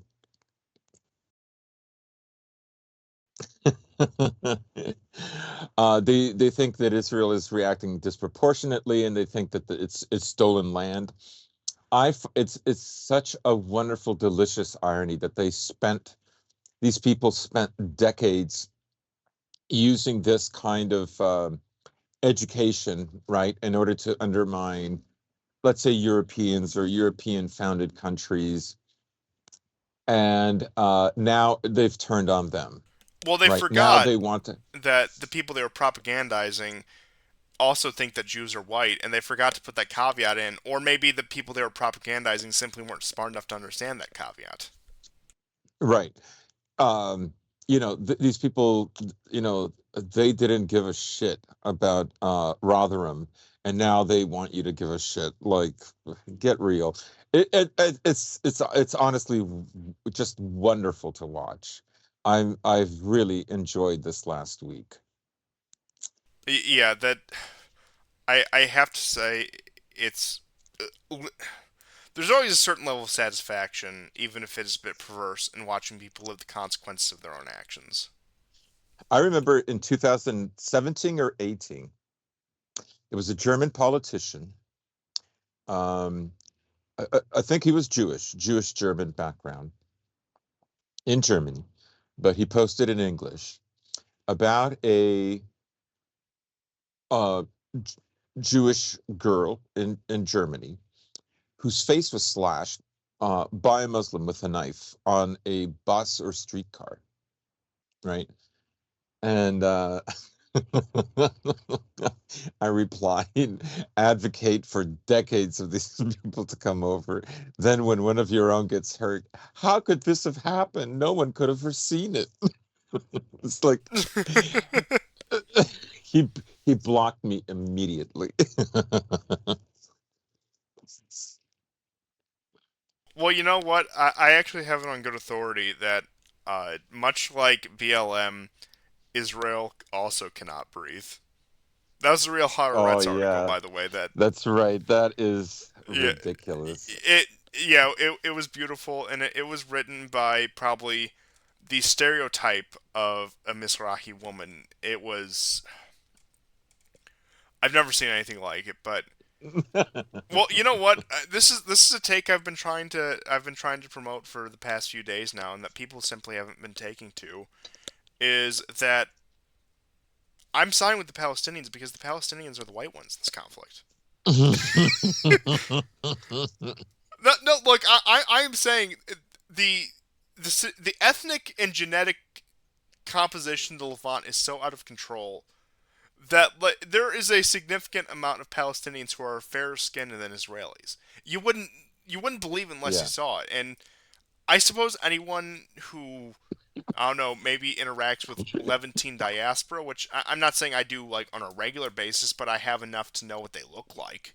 Um, a lot of It them are, is interesting that composition has changed. If you look at um, Palestinian-Israeli conflicts from the 80s and 90s, the vast majority, like of the Israelis, generally speaking, there's all kinds of exceptions. They're lighter. But you look at the troops now, even if you compare them to 2014, the Israeli military right now is much darker. It's far more melanated. And it's ironic because, okay, I'll tell you something. I knew um, uh, a Mizrahi, how do you pronounce it? Mizrahi? Mizrahi or whatever. I think it's Mizrahi. Mizrahi Jew from Iran. Okay. Um, Honestly, he looked like Omar Sharif. I'm not kidding you. And so he talked about how like Ashkenazi Jews, like he's older than I am, and how they kind of like look down at them. And remember that, on our last episode or one of the two episodes we did recently, I mentioned that a lot of the conservative adherents to Netanyahu, ironically, are not Ashkenazis. They're the liberal ones, right? So it's very interesting. Again, the reemergence of religion, that kind of. I mean, it's not just Zbigniew Brzezinski that did this, but obviously it is a kind of it is a new emergent phenomenon, right? And I would guess that these people are far more traditional minded, and they look at the Muslims as their sworn enemies, which is kind of ironic because they Yeah. lived with them for so long under peaceful terms, right? But I suppose I'm the probably thousandth person to point this out, but history indeed is not over, and that these forces, while we did put a stop in them for what 25 years at most, aren't going to be stopped. But it is interesting in that regard, as you had brought up, especially considering the history between the Jewish and Muslim populations. Oftentimes found themselves in very much in a lines of convenience against uh, the predominant Christian powers of the world at the time, whether that be in Europe or the Middle East. Just the way the cards shook out. And once again, I've gone over examples of this on previous episodes, including I think the last episode or maybe it was the couple episodes before that. But point being is, I've gone over those examples, but that I'm not going to pretend like that they were best of friends before this, but terms were much more amicable, we could say.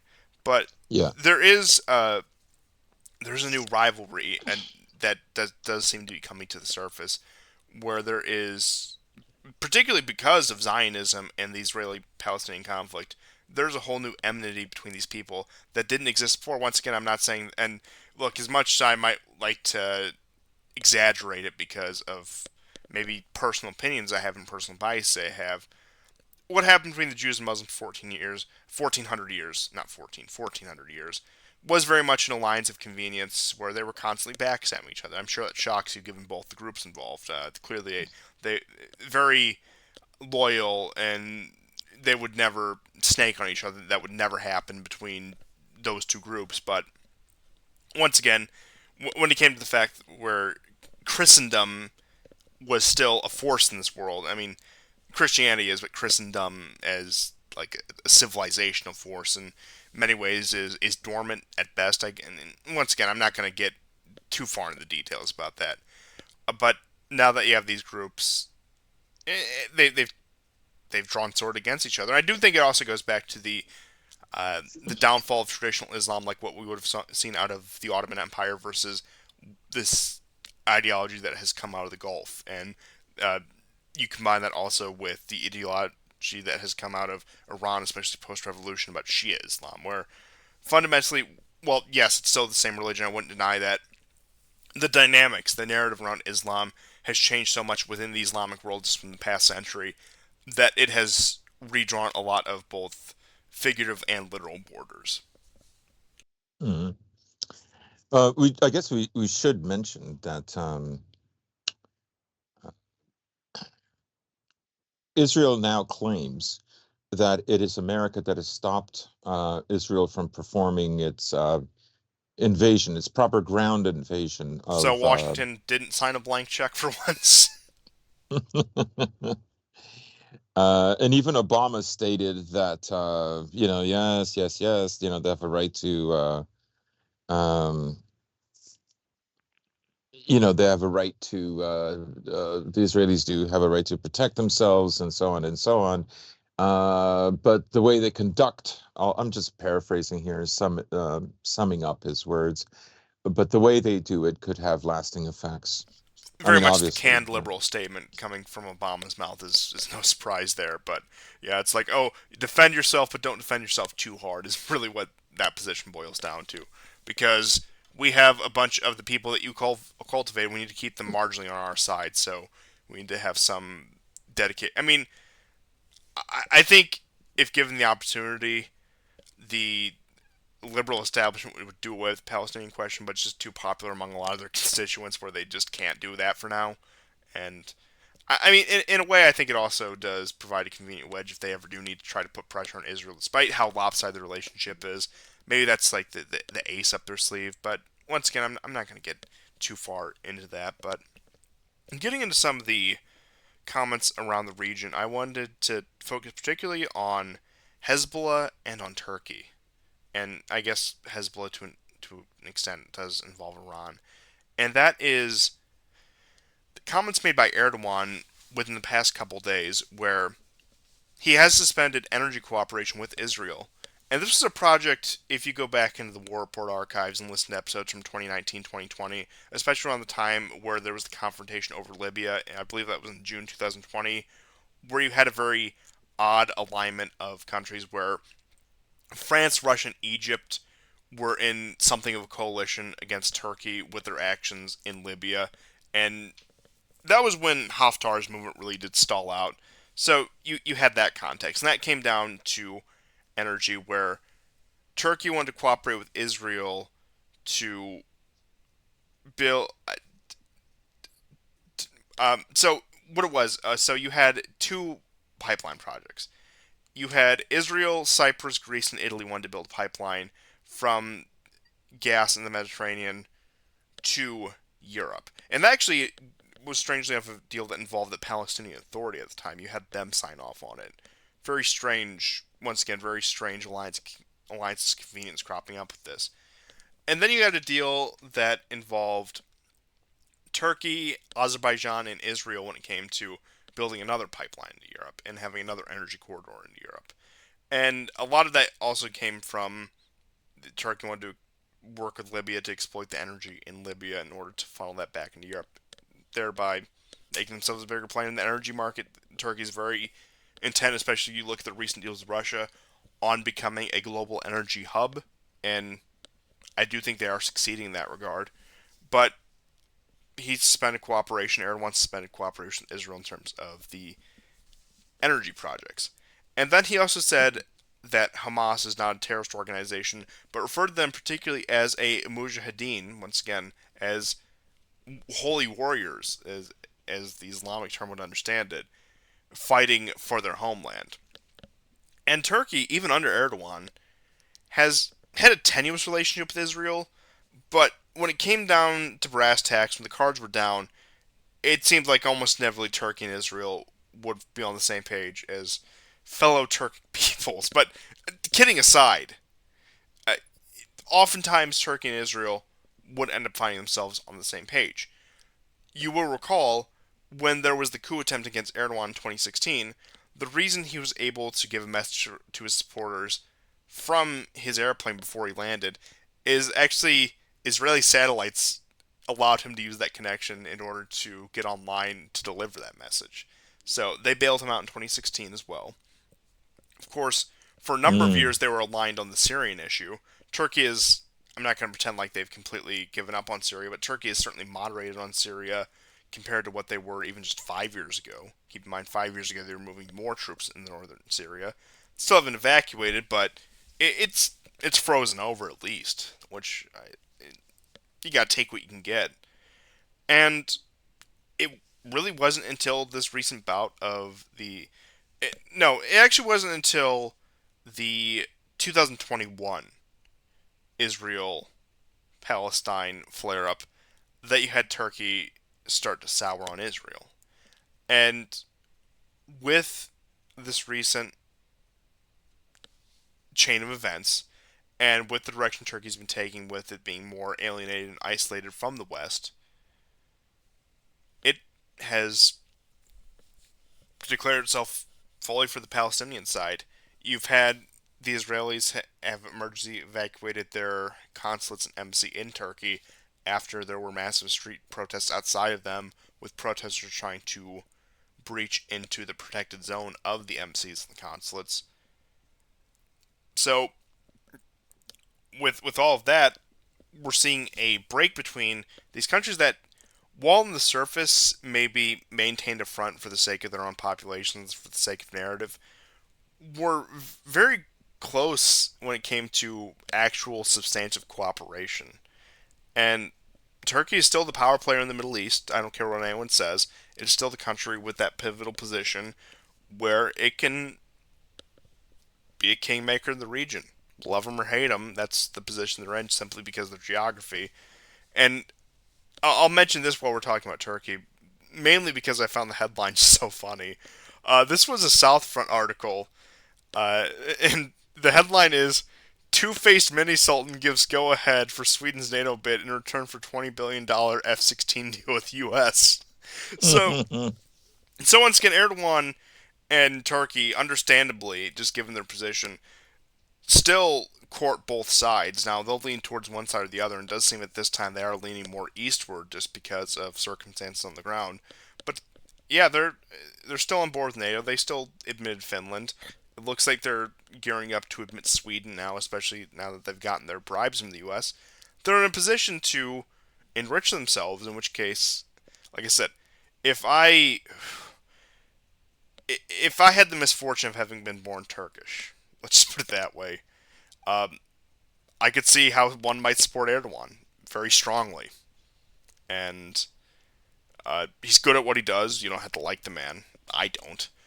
But it's a very advantageous country to run, to rule, just because simply because of geography. And it really, it's geography. It's not very much a resource rich country, but it has the ability to be that go between. And Erdogan has taken full advantage of it, even more so than previous Turkish leaders. And I think the two-faced mini Sultan, I really like that name, and credit where credit is due to South Front for coming up with that one, because I think it fully encapsulates everything that we understand about this man. And but getting actually more back on the topic, and of course I do think the NATO bribe, aside from the funny headline, is significant because it does show that there there's still room for this country to really play both sides, and that also is another wild card. I think that Russia in particular has to worry about because right now they're in a very, let's just say, relations with Turkey are very pacified. They're very, I wouldn't outright say good right now, but it's in a controlled position where they don't necessarily have to worry about them too much.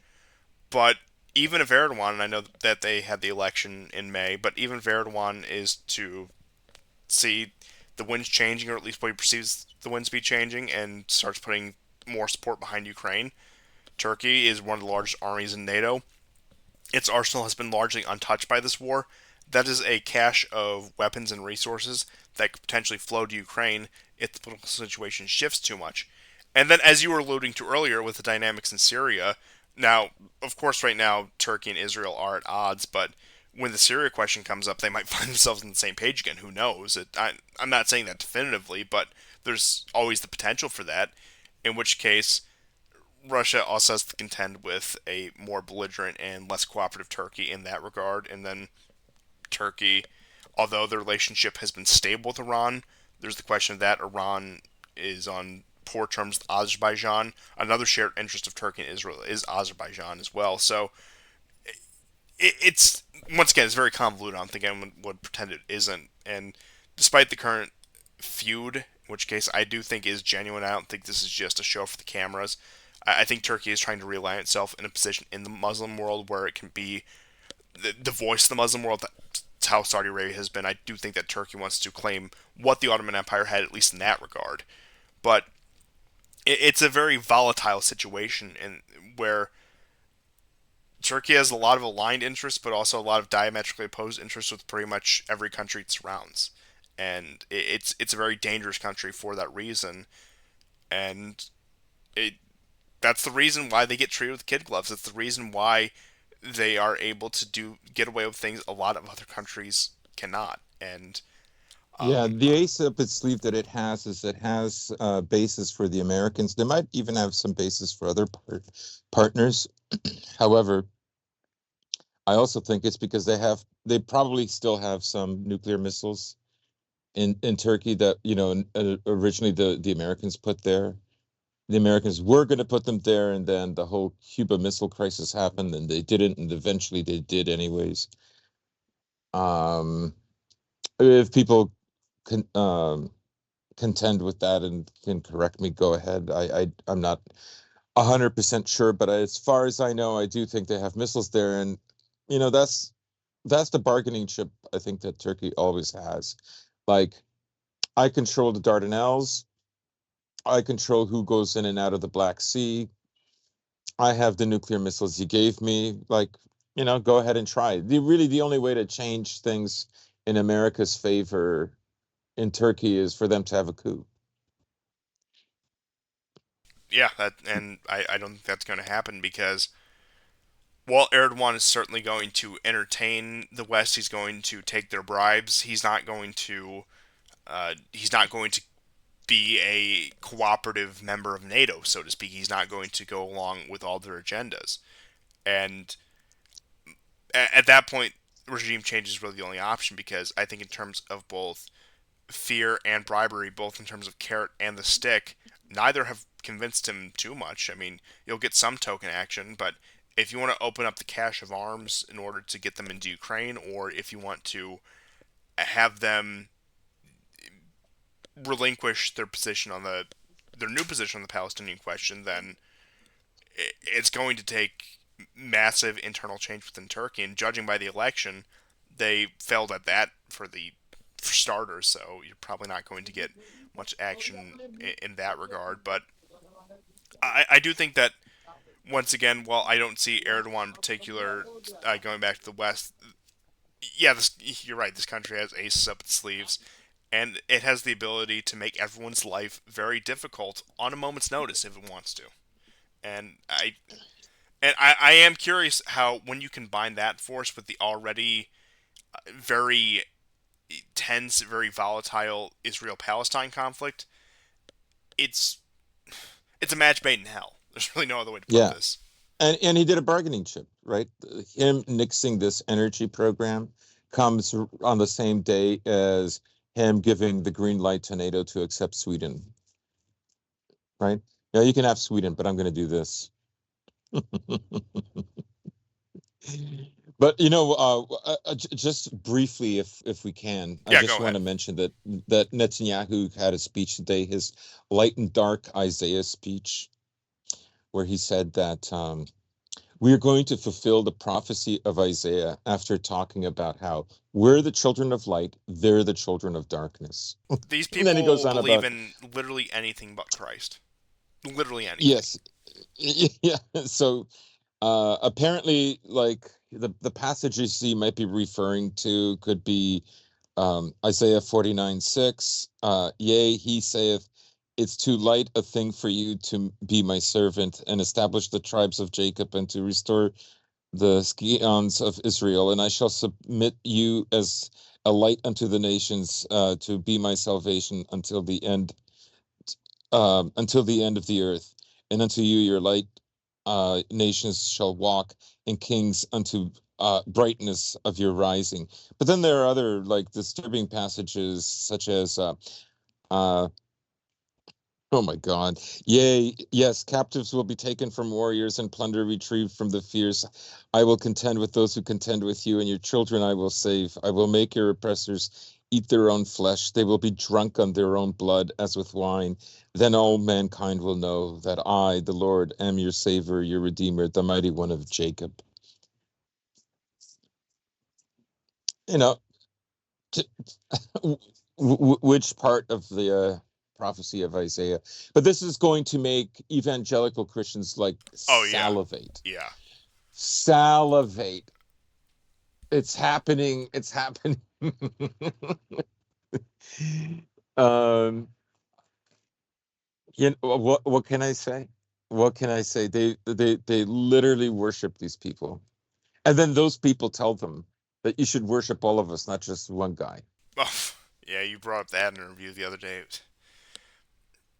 Duplicity is really the only word I can think of these people. It's really the only word I can think of, and Yeah. the only word I can think of that I can say on air. I'll just put it that way. Hmm. But yeah, that's. But getting probably the last major thing I want to cover is the potential of Hezbollah and Iran to expand this war and whether or not that will happen. Now, I've been listening to a few different things, a few conflicting things. I always try to take in as much information as I can and piece through it as best as I can. But it does seem that the Iranians, and by extension Hezbollah, because although it's not a direct control relationship, as some people would want you to believe, the Iranians have a lot of sway over Hezbollah. I don't think anyone's going to deny that. They do seem rather averse. Of course, they will come out and support. They will say they support the Palestinians. They will say they support the resistance. But in terms of actual action, it, I suppose that it is two pronged because we have seen a sharp increase on attacks on U.S. bases in both Iraq and Syria over the past week. And I think it was one of the attacks of the bases in Syria where, what was it, 24 injured based on these rocket attacks, these shelling attacks. I can't remember the exact figure, but it was the highest it has been in years. And then there was also harassment of a U.S. base in Iraq with drones as well. But in terms of actually getting directly involved between Israel and the Palestinians, Iran has been hesitant. And I think it's because they do not want a regional war or even the risk of a regional war. And I'll admit, as we go on with the show, I'm pretty sold on your idea that opening a second front in the Middle East is a move that they would go with, and is something that, while in the short term might not seem like the best thing for Ukraine, in the long term probably would pay off for them. That the Iranians, I think, understand the traps that is being laid for them. That they don't want to give the U.S., they don't want to give the neoconservatives, the American empire, an excuse to go in and try to commit a regime change action either in Iran itself or with one of its proxies, maybe against Hezbollah or Syria. I mean, you have two carrier groups in the Eastern Mediterranean right now, and some are speculating that perhaps we're looking at a Gulf of Tonkin incident with an attack on one of the carrier groups, where that is supposed to jump U.S. support for war. I don't know, maybe another USS Liberty incident. It's not unheard of, but you have that position set. But I think that the Iranians and by extension Hezbollah or do not want this to boil over, despite rhetoric, because it's a very volatile situation, especially when you look at from the perspective of Iran proper.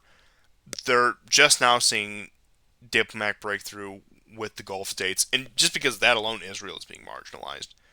They have their position relatively secure in the Shia Crescent with Iraq, Syria, into southern Lebanon, where, while things are not the best, the Iranians are in a very good position right now. And to throw that away in order for a direct confrontation with Israel, well, I do believe what the Iranian state says. I don't believe it's just rhetoric or hot air, that they do want the Zionist state to cease existing.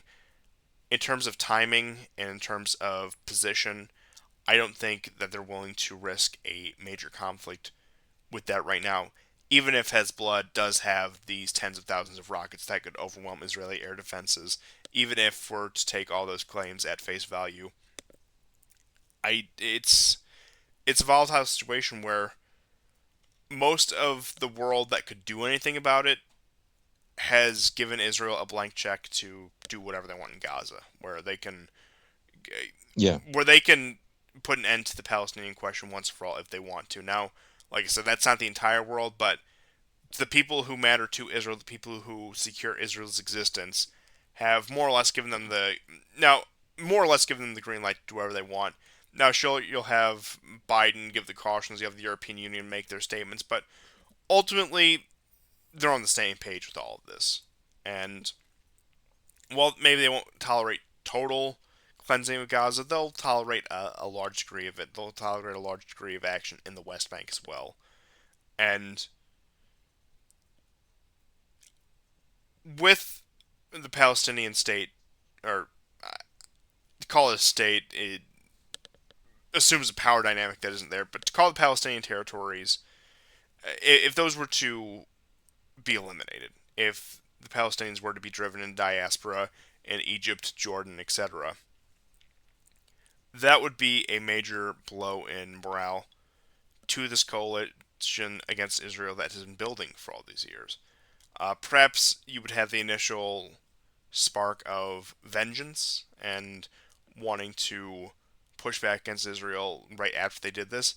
But if this is allowed to sit for any time, it's going to be demoralizing that one of their primary causes they've been championing for decades was just wiped out by the Zionist state, and the Zionists have practically won their primary goals, and they're likely coming for us next. If you're to believe the Nile to the Euphrates, which I know some people are very adamant about, I have mixed feelings about that. I really don't think it's going to go that far. I don't think it's really a serious proposition in that regard. But when you have the concern of possibly a greater Israel, and you also have this Muslim people being cleansed from their lands and being expelled from their lands, while you didn't really do anything about it. Once again, we're in a position where it seems like everyone's ready for war, but nobody's ready to fire it for a shot, which is a position that has, especially in the Middle East, has been a very common thing for the past 5 years. Syria was another case of this. The position with some of the situation in Iraq, some of these standoffs between the U.S. and Iran, where it seems like everyone is ready for a confrontation, but once again, nobody wants to be responsible for triggering that confrontation.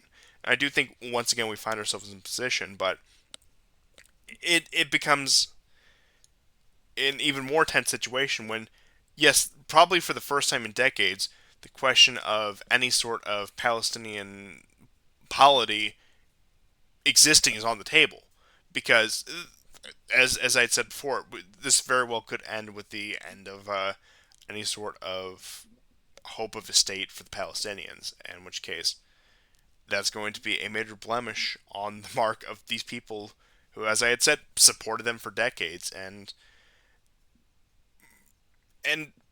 but it also does seem like that Israel is the weakest it's been in since 1967, where it could be an ideal time to strike, and you get into that same problem where nobody really wants to do that, and then we have the question of the Samson option. Do we do we know if Israel has nuclear weapons? No, not for sure. Uh, do we want to find out? Certainly not. Which is, I mean, it serves their purpose with their policy with the Samson option, where it doesn't matter where you really think they'll do it, but do you want to find out if they'll do it? Which, I mean, I think it's up in the air. I don't want to find out, and that's probably the biggest bargaining chip they have over the world is the fact that if they go down, they're going to nuke as many people as they can. They're going to cause as much chaos, death, and destruction as they can. So that's also another one, and why possibly the Iranians themselves have been developing a bomb in order to create some sort of mutually assured destruction. But it's a situation where it seems like everything can happen, but also nothing can happen. Where it's very paradoxical in that sense. If you people understand what Mm. I'm saying. Yeah, and you can see there's a shift happening. I saw like Israel is slowly becoming more anti-Russia. And I'm not just talking about that wacko from last week, right?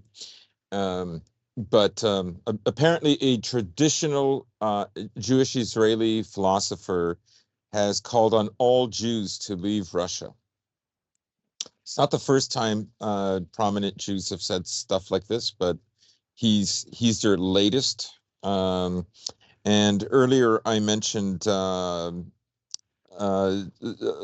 Israeli official. Indeed, it was the Prime Minister Yair Lapid who said, "If you if the international media shows both sides, it serves Hamas. If the media is objective, it serves Hamas." I just love that. They say this with a straight face. Like it's just incredible. Like you're supposed to like become them without becoming them. Like get real. Um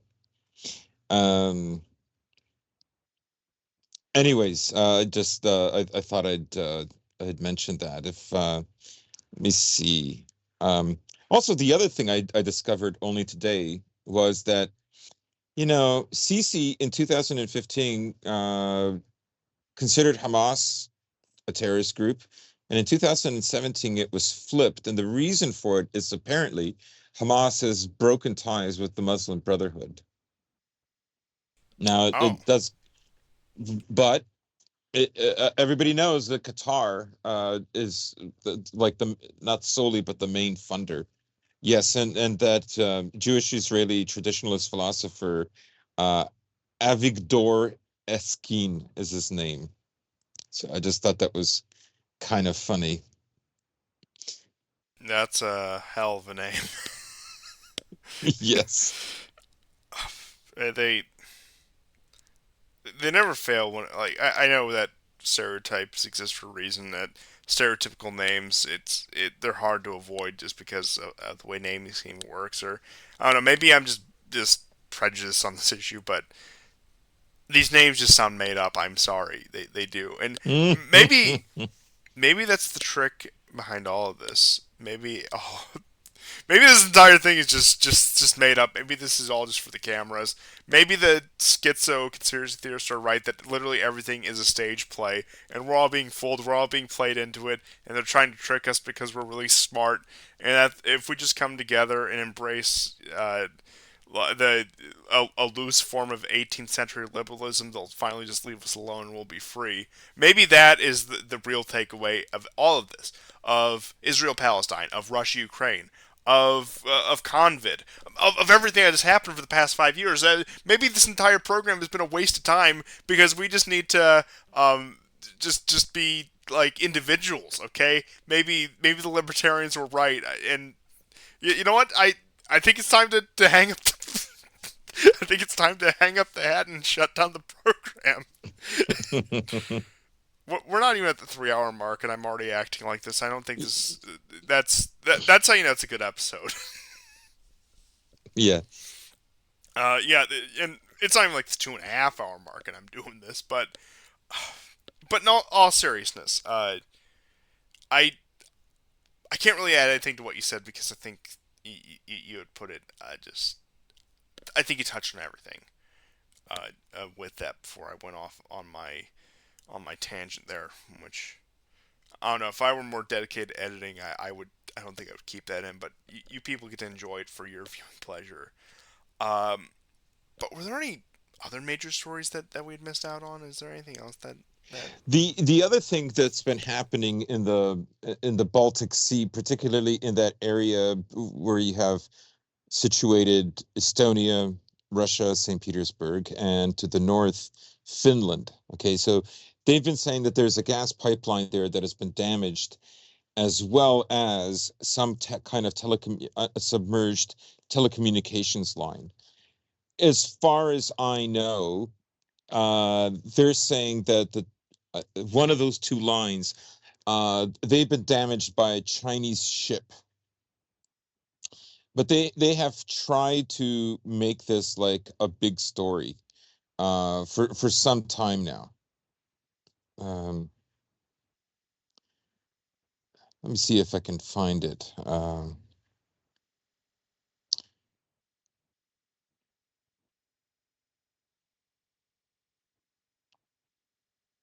Yeah, the Finnish police officially announced the Baltic Connector gas pipeline was presumably damaged by the Chinese ship New Polar Bear. Earlier today, the Finnish police stated that they found an object resembling a two-meter anchor near the site of the damaged pipeline. Finnish publications later published photos showing one of the ship's anchors missing. The theory implicating the Russian vessel Sevmorput is no longer considered one of the primary ones, as stated by the Finnish police today. That's just a story that I've been kind of following off and on for quite a while. It never got the kind of traction that the Nord Stream pipelines did. Um, Yeah, it amazes me that there's still idiots who believe like Russia blew that up, even after like the Americans said it was Zaluzhny that was the mastermind. Of course, that whole story was completely ridiculous. That I like a small yacht. This isn't even one of those super yachts that you see. Anyways, yeah, and I'd been also following that story on and off, and it doesn't seem like they're going to try to make anything of it, because I think if they were going to use this as a vector to escalate the war with Russia, it would have happened already. But what I can really chalk this up to is that they wanted to do that, but there simply wasn't the pull or the, let's just say, sensationalism to make that happen. But um, yeah, that's. Let me just check, just brush over my notes here, make sure I didn't have anything else that was. Uh, I guess in one last piece of news, not too relevant right now, but Robert Fico has officially assumed the role of prime minister, and this is just a brief list of stuff from his previous career and also his statements recently. So he's been critical of support for Ukraine and has expressed doubts about allowing Ukraine into NATO, and also called for accountability with the transfer of the MiG 29s to Kiev. He denies being he denies the label pro-Russian, understandably, but says he's pro-Slovakian. He's in the we're working within the interest of Slovakia. Um, Orban was one of the first leaders to congratulate Fico on his victory, saying it's always pleasant to work with a patriot. Very adversarial relationship with the mainstream, and he also has a very concealed, just private life where, and it does seem like a lot of these European politicians, especially who are more on the fringe, which I'm not saying that's a bad thing, like Fico, usually have very they usually have a lot of skeletons in their closets, just put it that way. So Fico is exceptional in that regard, much like Orban, where everything is at order in order at home, or at least seemingly so, at least enough for mm-hmm, the mm-hmm. media to get off his back. But once again, you do have it's not that significant. Slovakia is far from a major player in any sense of the word, but you do have another state that is expressing some level of dissent Yeah. towards the Ukraine project. But From what I understand with Fico, the fallout that happened between him and Ukraine dates back before the Maidan. He paid a visit there to Kiev, and this might have been 2009. I'm not sure, but it was before Maidan, so before 2013. And he was made to wait over 3 hours, and he was furious that that had happened. Anyways, I didn't know that until this week. huh? Yeah, that's Oh, do you remember my joke oh, that which one? Hamas attacked? Which one? Hamas attacked on Putin's birthday. Operation Zhidobor. Yeah, oh my God. So this is unbelievable. So a German politician, Marie Agnes Strack Zimmermann, has stated, she literally said, that Hamas did it intentionally on Putin's birthday because Russia and Hamas are working together. I'm telling you, some high rollers listen to the war report.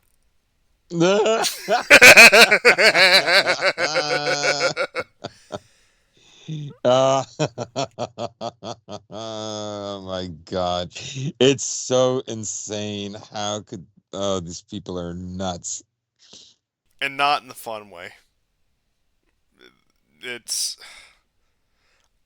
I mean it is funny, but it's also pathetic. It's a very stupid set of circumstances we find ourselves in. And you know what? We got an election coming up. We're heading into an election year. This show's gonna be 4 hours by the time by this time Yes. next year. I'm shocked that we're under 2.5 hours, even Yeah. though the news has slowed down significantly. I mean, it's kind of hard not to. A very high bar was set, but I guess that's everything. And I don't know. We're not doing a live program, so it's not like anyone can send us last minute things. But I don't know. Tell us stuff that we missed in the chat and the comments. We'll try to get to a next Yeah. episode. I Yeah, it's a always good idea. yeah, I always try to keep up with that. And once again, never be afraid to tell me I'm wrong about something or say that like you disagree with me about something. I'm not insane. I won't get like up in arms about it. I'm actually curious because commenters have actually, believe it or not, contributed quite a bit to the show. I've learned a lot of things, and they've sent me quite a bit. Especially that one Croatian guy who keeps telling us about Milanovic. That's always been a stream of content and entertainment. So, you know who you are. Your name escapes me. I'm sorry. It's late. I'm tired. And well, thank you just everyone for tuning into the War Report once again. I, I I'm not saying this is just a can line. I actually do like to hear your guys' feedback on this. If there's anything we missed or anything you want us to know, certainly let us know. And we'll see you guys next time. And goodbye. Oh, one Oh yeah, more. go ahead. Sorry. Go ahead. Sorry. Um, an Israeli historian actually appeared on Democracy Now, Raz Segal, and he is Oh, saying what a last that name. what is actually, yeah, he is, yeah, maybe he is saying that what is happening in Gaza is a genocide. So that's, you know, um, that's something they'll make him pay for that. Oh, they haven't already. Yeah, I I'm gonna say what the mainstream journalists always say: anytime anything happens in Russia with a dissident, he better stay away from open windows. Mhm, But I'm serious this time. But mhm. if I ever use a CNN line again, I know you don't have control of this program, but shut down this program immediately. Hang up on that Skype call, because Yes. it, that you know what, I say a lot of things on the show, but that was beneath the dignity of even this show. So I hope you all can forgive me for that one. But in complete seriousness, this time, thank you everyone for tuning in, and goodbye. Goodbye and take care.